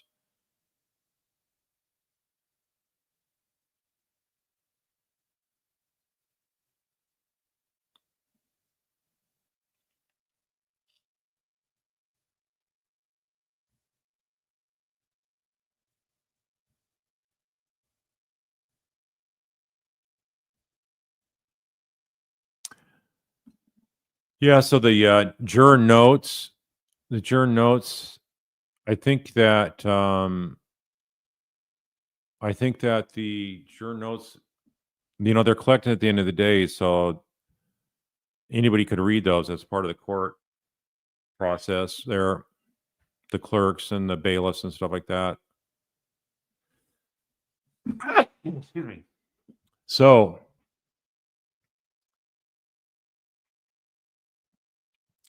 I've heard some people saying, well, they can't bring the notes back into the jury deliberation. I can't imagine that would be the case if they can take notes, but they can't reference them when they're in jury deliberations. But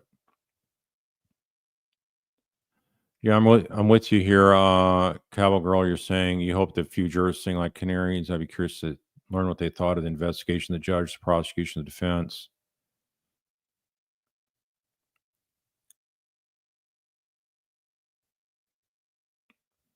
Blitzkrieg, you're saying the fact that she may or may not have been driving reverse doesn't matter if John O'Keefe's body doesn't show an impact. That's how I would explain it.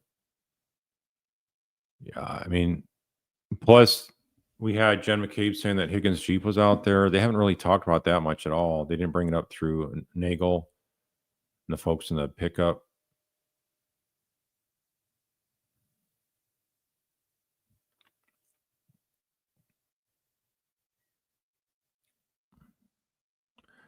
Yeah, let's see the super mail. You're saying it's weird that only juror not to take notes is in seat number one. Seat number one, as I understand, it's automatically the foreman.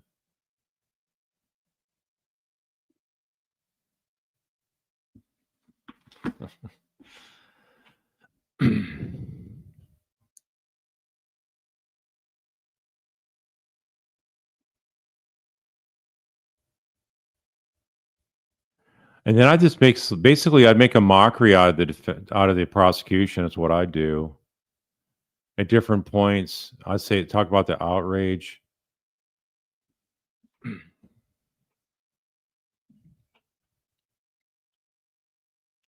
Les M, what about the ham sandwich? That's one of the things. Yeah, exactly.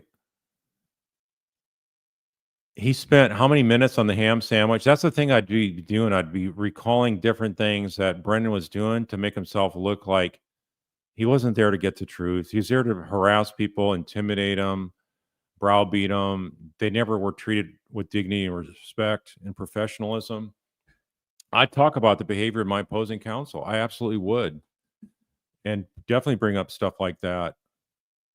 It was like, can you guys believe it? I mean, it's one thing if this trial wasn't televised and you saw something corny like that and you're having to sit in the trial and watching that, but this is like covered worldwide and you see this kind of laughable, ridiculous conversation with somebody as highly professional as Dr. Rentschler, and you're talking about what they had for lunch when they're with the defense team after the first trial.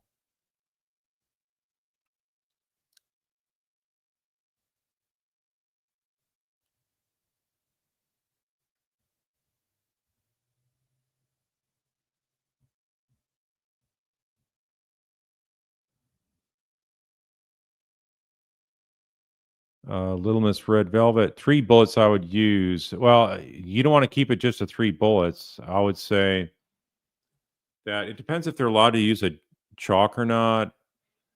And you got to hit a lot of stuff of the evidence, summarize a lot. So there's not really three just bullets you want to take away from. If I just showed 3, there's so many more. I'd be worried about the 3 not being enough and making it look like you only have 3. But I would just be hitting point after point after point. That's reasonable doubt. This is reasonable doubt.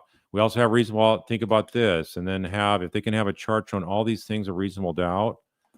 I mean, you could easily come up with probably 100 of them, and all they need is one. Just one reasonable doubt is all it takes, and they have a duty to acquit.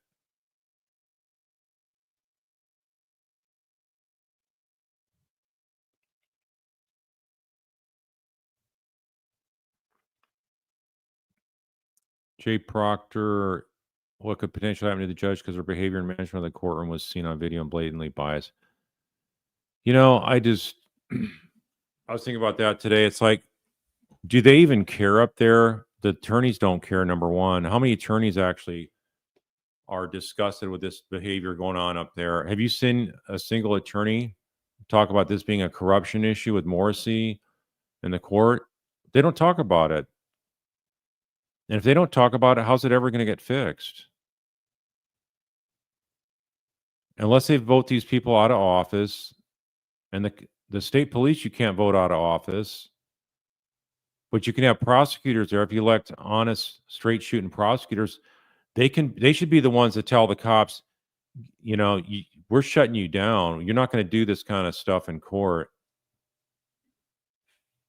There's a federal judge I had cases in front of, and I remember he had a rule out there that said if law enforcement does any type of interview of a defendant and interrogation of a defendant and you don't have it on videotape, he was going to presume that there was bad faith on the part of the law enforcement officers because he didn't want to have all that wasted time on he said, she said kind of stuff. He's like, you better have that on videotape.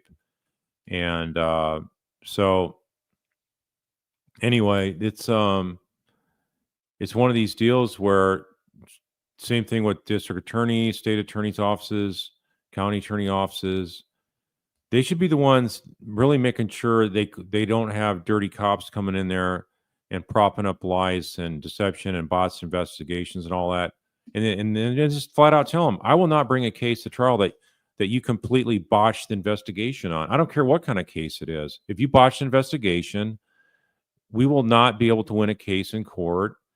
And any kind of lies and stuff like that they're doing, you know, I, as a prosecutor, if some witness lied to me and they're a prosecution witness or an alleged victim, I would rather tell the defense, hey, we got something we got to tell you.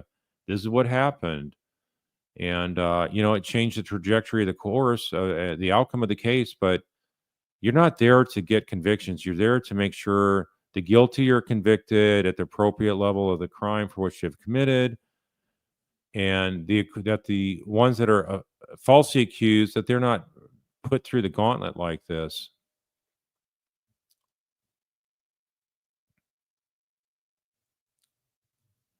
Yeah, so if the jury notes are compromised, well, they're compromised if they're able to affect and kick him off and make him an alternate. So that's why they need to be able to look at the selection process and make sure that there's nothing that's deceptive about it. For example, if they look to the notes, say, oh, hey, jurors, let's say 1 through 5 are bad news, we got to make sure we get rid of them and say that they're the alternates. Then you know, then if they need to make sure that all numbers are represented equally in the raffle bin, because if they're all numbers just 1, 2, 3, 4, and 5, you got those 3 different sets of each of those, and obviously that's a setup.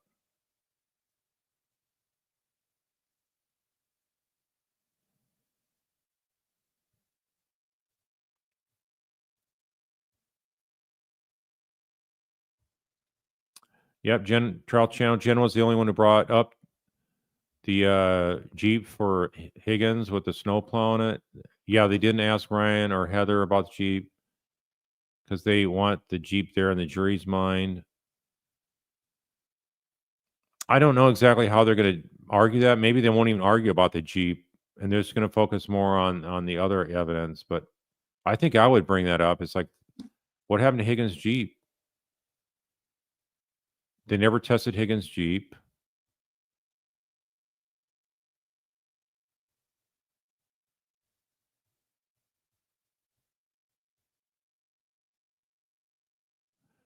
Yeah, the judge is mentioning security because I think she's talking about security in the event that there's a conviction. I think she's thinking, okay, if there's a conviction, there's going to be riots in the street kind of thing. So it's not that Unetti's going to need any security.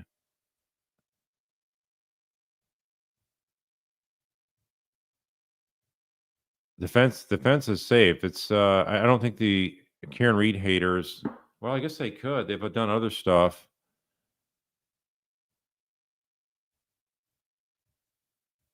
There's a lot of hate out there for those that hate Karen Reed. And you know what? Those of you that say you hate the judge and all that kind of stuff, hating people, it takes emotional bandwidth. It's not good for your health. And so I say you hate their actions, but you cannot hate them. Because actually it hurts you more than it hurts them. What evil stuff they're doing.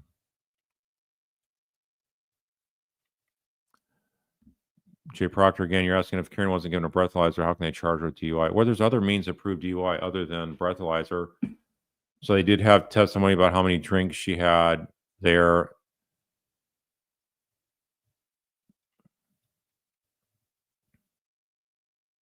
And you could infer from the way she was acting, maybe she was acting like she's under the influence, but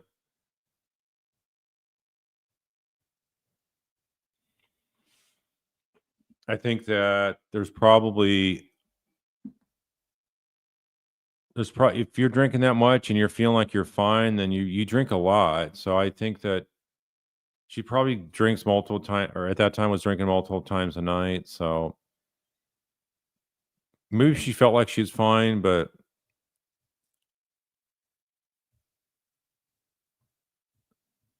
I think she sounded a little bit like she might have been impaired when she was making those phone calls, angry at John.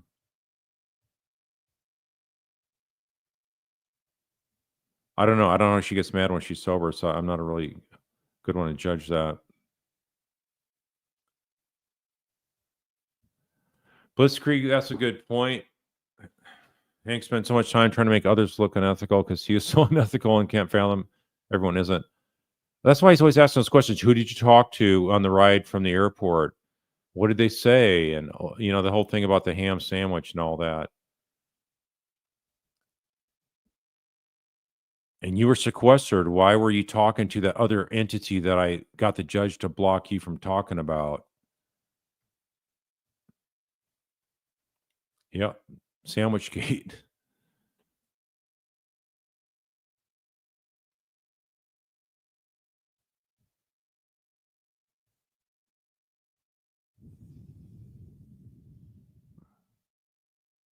Yeah, the closing, he can talk fast and he's going to have a lot of information to convey. So he got a lot of information in on his opening. So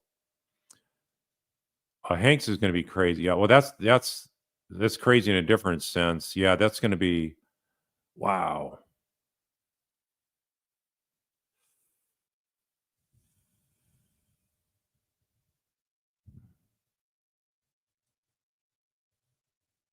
Dupree Shelvin, if Karen is found guilty, it would be a travesty. If she's found not guilty, I feel John O'Keefe's murder will go unsolved. Yeah, but there's always stuff that can come out later on. And so I'm not going to give up on this case forever being closed.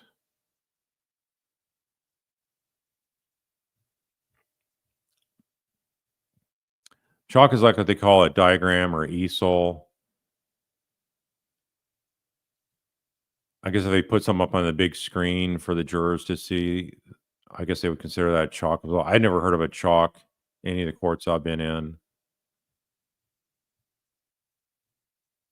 We call it demonstrative evidence. It's like something that's not actual evidence that's physically brought in for the jury to deliberate with. But it's something you're using to replicate and make argument on what happened in the trial, what the evidence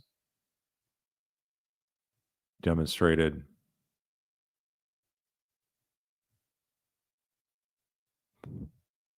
Oh yeah, his brain. Remember, Hank was saying that the brain is like tofu.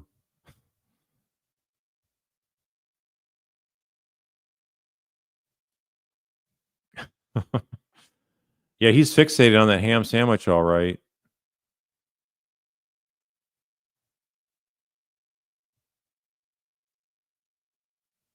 Yeah, this will be Brandon's biggest closing ever.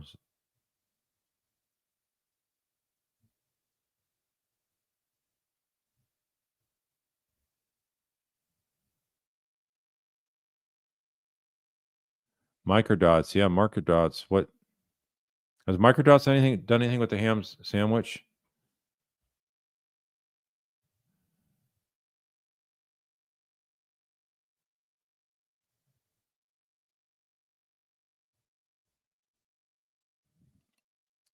Yeah, Obsidian, you're saying PowerPoint stuff had to be approved before, and they're usually not admitted into evidence. It's just for presentation purposes. Yeah, but for closing arguments, it's different. Keep in mind, Lally, he got to change the timeline from his opening to his closing. His closing, he argued a different timeline. He said the strike happened, vehicle strike on John O'Keefe happened at 12:45. Then his closing, he switched it to around 12:30, 12:31. Yep, cognitive dissonance. Well, I think it's more than that. I think they know, they kind of know that they just don't have the facts. They don't have the truth on their side.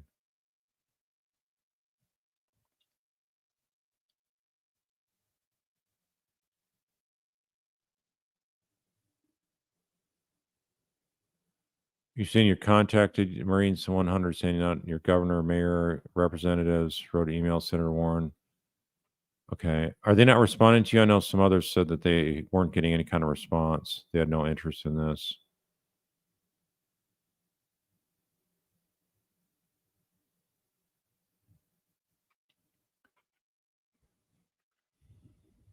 Clerk has a blueprint. Massachusetts needs receivership across trial courts, law enforcement agencies, district attorney offices, legislature, etc.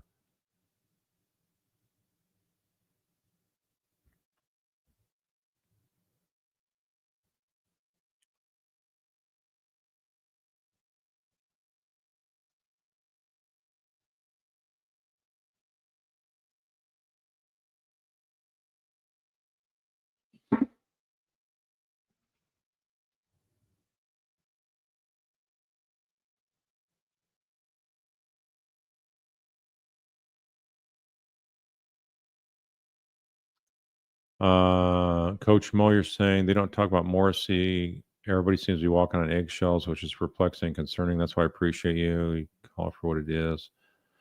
Yeah, I don't really follow other channels much, but it seems like people are given, like Brennan and this judge, a really free pass on how bad stuff really is.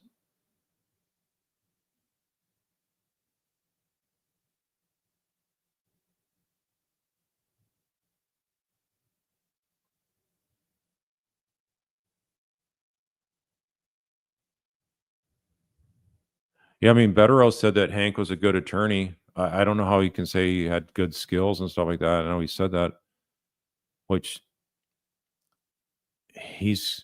how are you good if you completely trick the jury?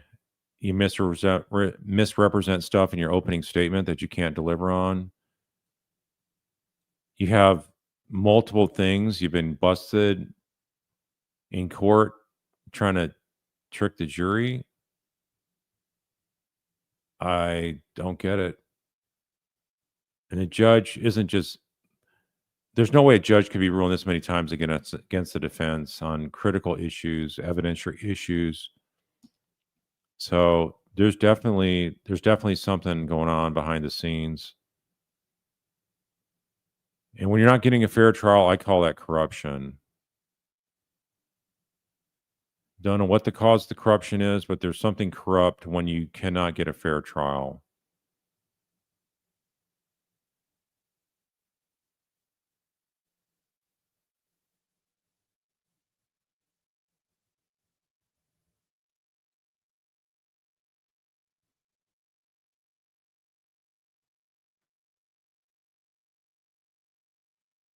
Trauma must remain on stage. You're saying Karen got a drink at the waterfall, all shots, etc. She poured into the glass. She never drank it. She held it next round, poured into it too. Next round, okay, no way she was that drunk. Should have gone in and made a scene. I'm just saying by the way she talks when she's calling those, starting at 12:37, I think it was. It sounded to me like she was impaired to some extent.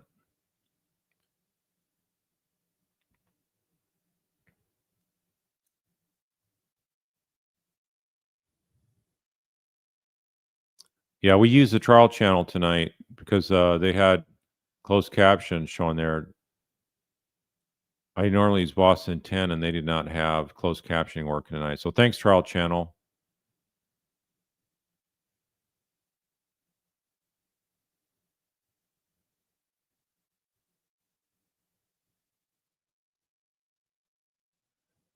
Ashley, you're saying you listened to an interview with the lady running against Morrissey. I'm 26, and she said DA gets a certain budget. Oh, in 26, you're saying, yeah. And next year, the election is in November. She said the DA gets a certain budget, and after that is all paid. There's only $2 million left to pay for all cases. Think about how much that they spent on Kieran Reed. Yeah. Between the two trials, they probably spent over $1.2 million, so $1.5 million, I'd guess.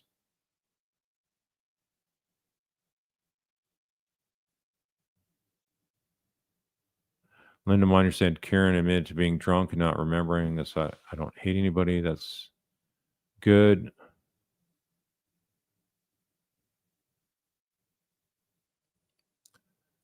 Juicing recipes. You're saying the juror who was dismissed the day of deliberating stated that she wrote another liar in her notes when the witnesses lied. Yeah, that's just shows how corrupt that process is.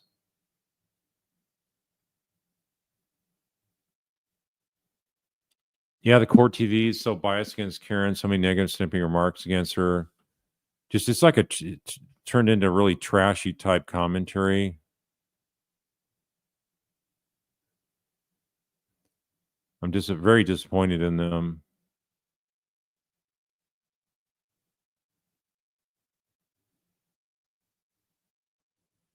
I used to be on the trial channel on the Edelson case in Tallahassee, Florida, but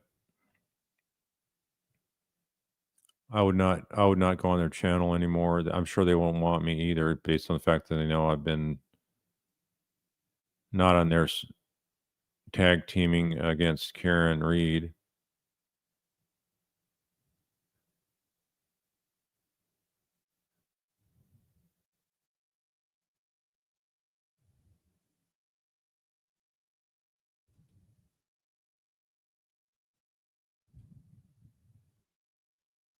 Yeah, so I think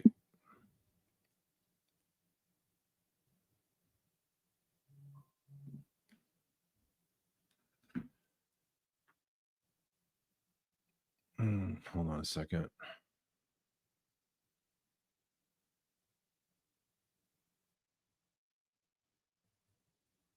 Okay. Oh, I said trial channel instead of court TV. Sorry. Sorry, trial channel. I was talking about court TV. Sorry. I understand Microdots is here too. I was just talking about you, Microdots. I was wondering if you guys are going to do some kind of awesome video on Hank and the Sandwich Gate.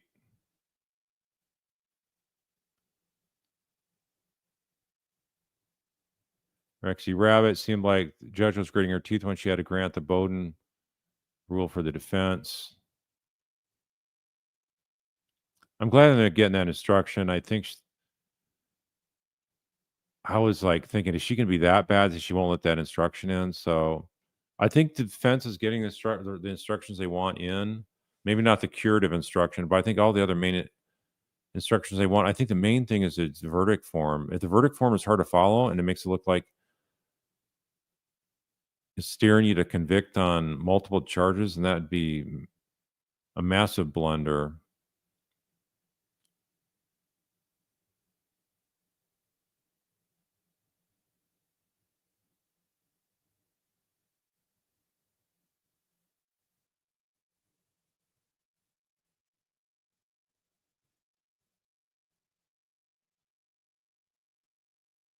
Microdrots did a fantastic video showing Karen standing with John at the first bar. Several rounds she purchased, she would pour into her glass. She never took shots. Drama must remain on the stage. Thank you.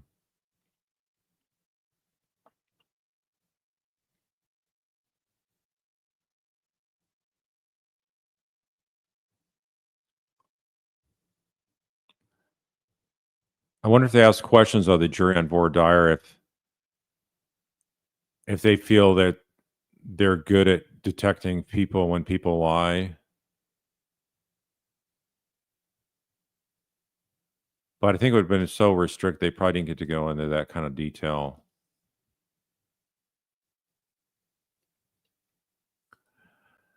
Pamela Janae, you're saying what exactly is jury nullification? Jury nullification is basically when the jury believes that the crime was committed by the defendant, but there's some other reason for the sake of overall justice that they decided not convict, they'll acquit the defendant. So if you have stuff like in this case where it's the government's acting outrageous, trampling on rights of the defendant, and the jury could say, you know what, I'm not going to convict somebody with this kind of rigged investigation, botched investigation. No other folks looked at, and the way you treated Karen with those texts. Just the text messages of Proctor alone could be a basis for nullification if they otherwise thought Karen Reed's guilty. But I don't think nullification is even an issue here, despite the Proctor and Buchanan treatment of this case and others in law enforcement. I think it's really they've proven beyond all doubt. There are no doubts in this case. That's what I'd be arguing. I would not see saying reasonable doubt. I would be arguing there is no doubt. So the government has to prove beyond a reasonable doubt. I'd be arguing there is no doubt the vehicle did not strike John O'Keefe. So don't be talking reasonable doubt in the sense of what you've proven. Just talk about, even though the burden's on the prosecution, we've proven to you, even though there's no burden on us, that Karen Reed is not guilty beyond reasonable doubt, beyond all doubt. Karen Reed's not guilty because the physics, medical and engineering evidence does not align with any kind of vehicle strike whatsoever. And that's been irrefutable evidence. And I'd be hitting on the fact that even Hank Brennan said they didn't try to recreate what happened to John O'Keefe. There was no prosecution evidence at all that described how Karen Reed's vehicle struck. It was all negated by Brennan on his cross of Dr. Rechler.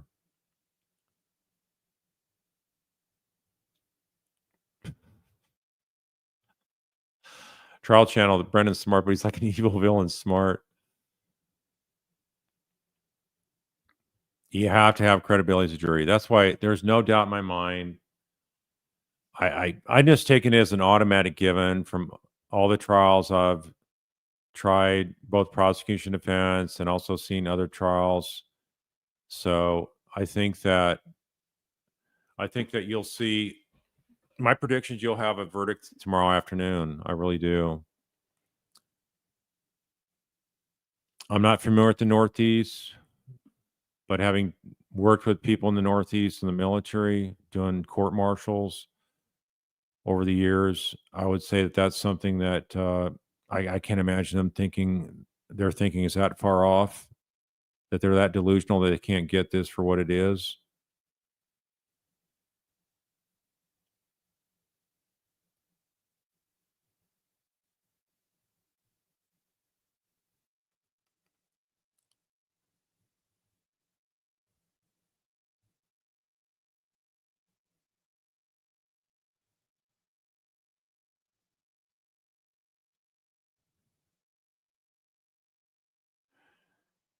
Yeah, Northeast. I mean, my impression was Northeast folks already or very direct, straight shooters. They can be considered too direct by other people in the United States, maybe that are not as direct. Because in other parts of the United States, like in the South, I spent a lot of years in the South and in the military, for example. I don't think that people are that direct as compared to the Northeast. So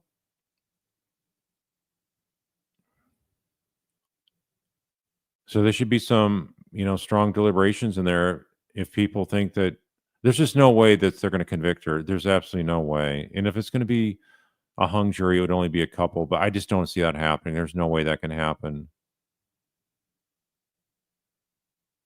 I just don't see how it can happen.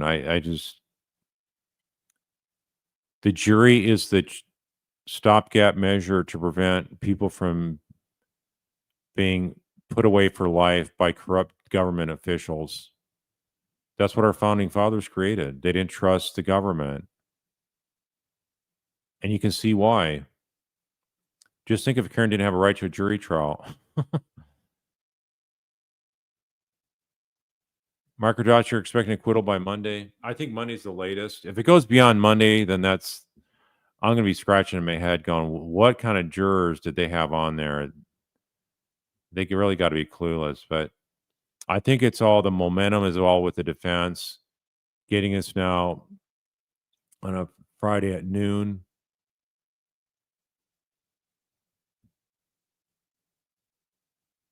So I think Friday, if they have enough of them really mad and they're all in unison, then they should come back. They should come back Friday afternoon, because that'll help send the message that this is not a close call. The sooner they come back, the more of a message is that this is not a close call. This is a framing effort here by the Commonwealth.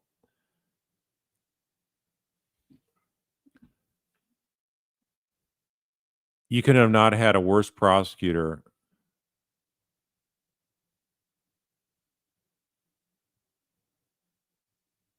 Microdots, they may not want to look hasty and take the weekend.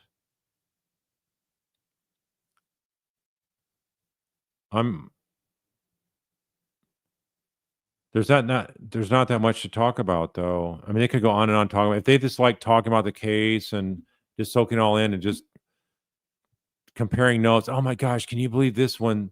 Can you believe this one?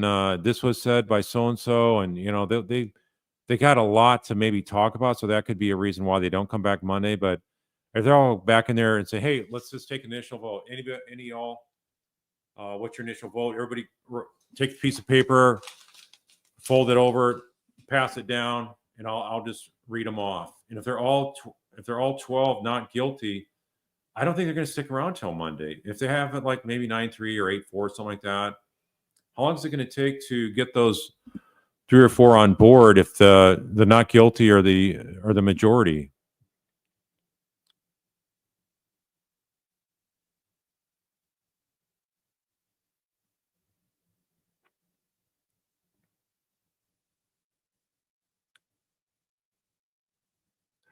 Yeah, too bad jury doesn't know the whole story. But I've been saying, I think the jurors, there's got to be a number of them that are wanting to see what's being blocked. Their curiosity would lead them to do that.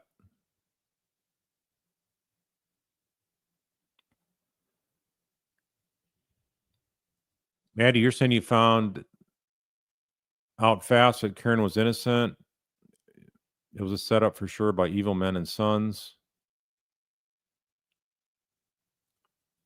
Rhonda Mack, Adelson got convicted in 3 hours. Most of that was paperwork. Well, they also had a lunch. They had a really late lunch. So I really think that was like 2 hours. So Doobie's Dragon, yes, Hank destroyed his own case. He really lost it. Yeah, verdict at 227 would be awesome.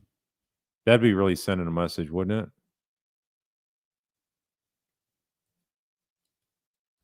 All right, what's going on here?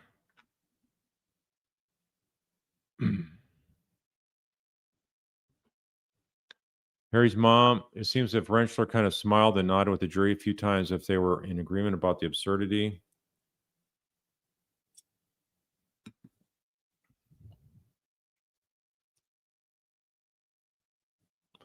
Right now, you take the jury by Albert's house, but don't call them as witnesses. So suspicious. Apparently, Janae, you're saying you're hearing hundreds of supporters for Karen.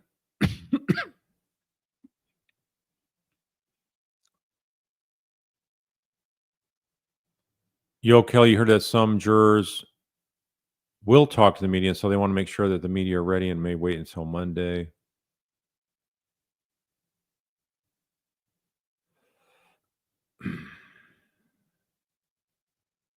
Linda Caps, I hope the whole jury orders ham sandwiches tomorrow. That'd be funny.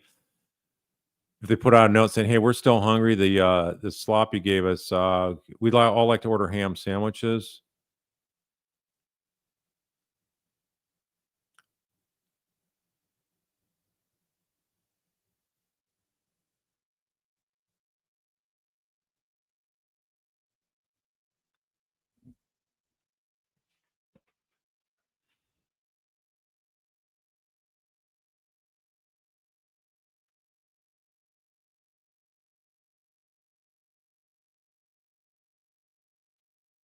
Susan Womble, I expect Brennan's closing to be as confusing as his cross-examining witnesses. Well, keep in mind his opening, he was just all over the place, jumping around.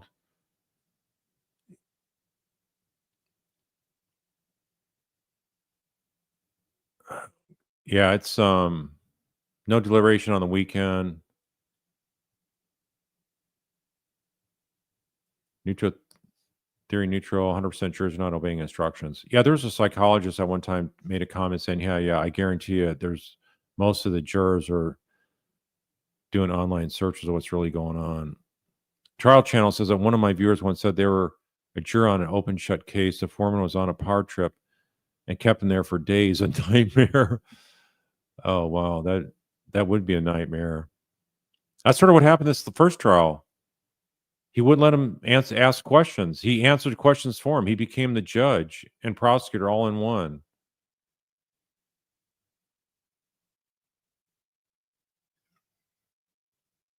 Lucas Randy, you're saying if there's a guilty verdict, my faith in the justice system is faded. The last 4 trials I've seen have been filled with misconduct and abuse of discretion.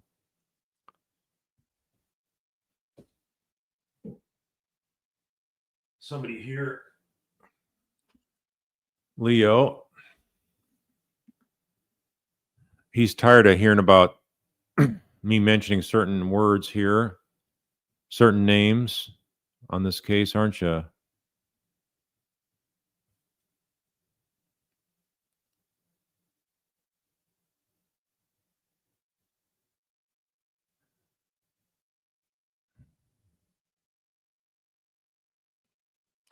Oh, yeah. Do you think the Alberts are going to show up tomorrow? I don't think so. Boy, if they did, that would be something. I think they want to duck and run.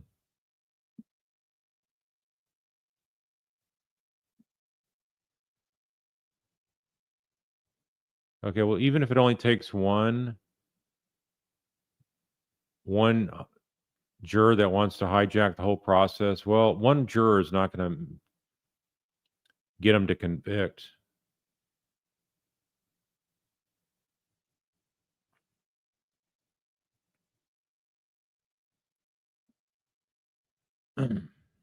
Coach Mo, will I be watching in or live streaming before during the verdicts, or if they come in early, should be a slam dunk as far as I'm concerned.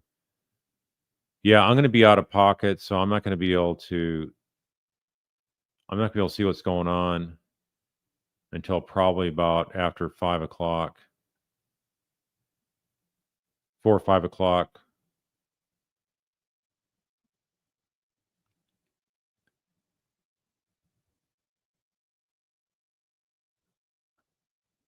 I'm not going to be surprised if they go till Monday, but if they go beyond Monday, then I'm going to be really sort of like, well, what's going on here? This is really bizarre.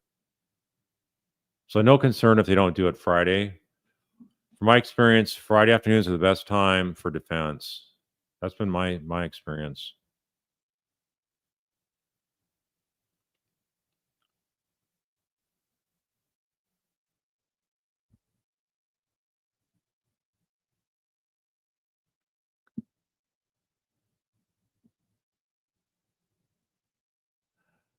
Oh yeah, the rocket ship. I forgot about that. Angela Henderson.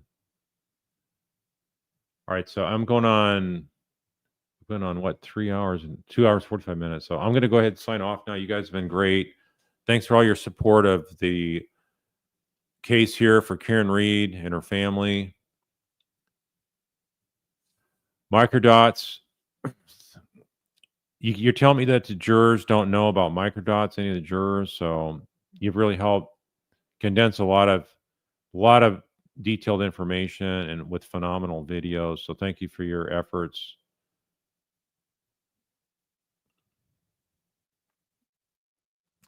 So yeah. All right. I hope to be on tomorrow night to talk about hopefully a verdict. If there's not a verdict tomorrow, I will talk about the arguments and we'll go from there. So y'all take care.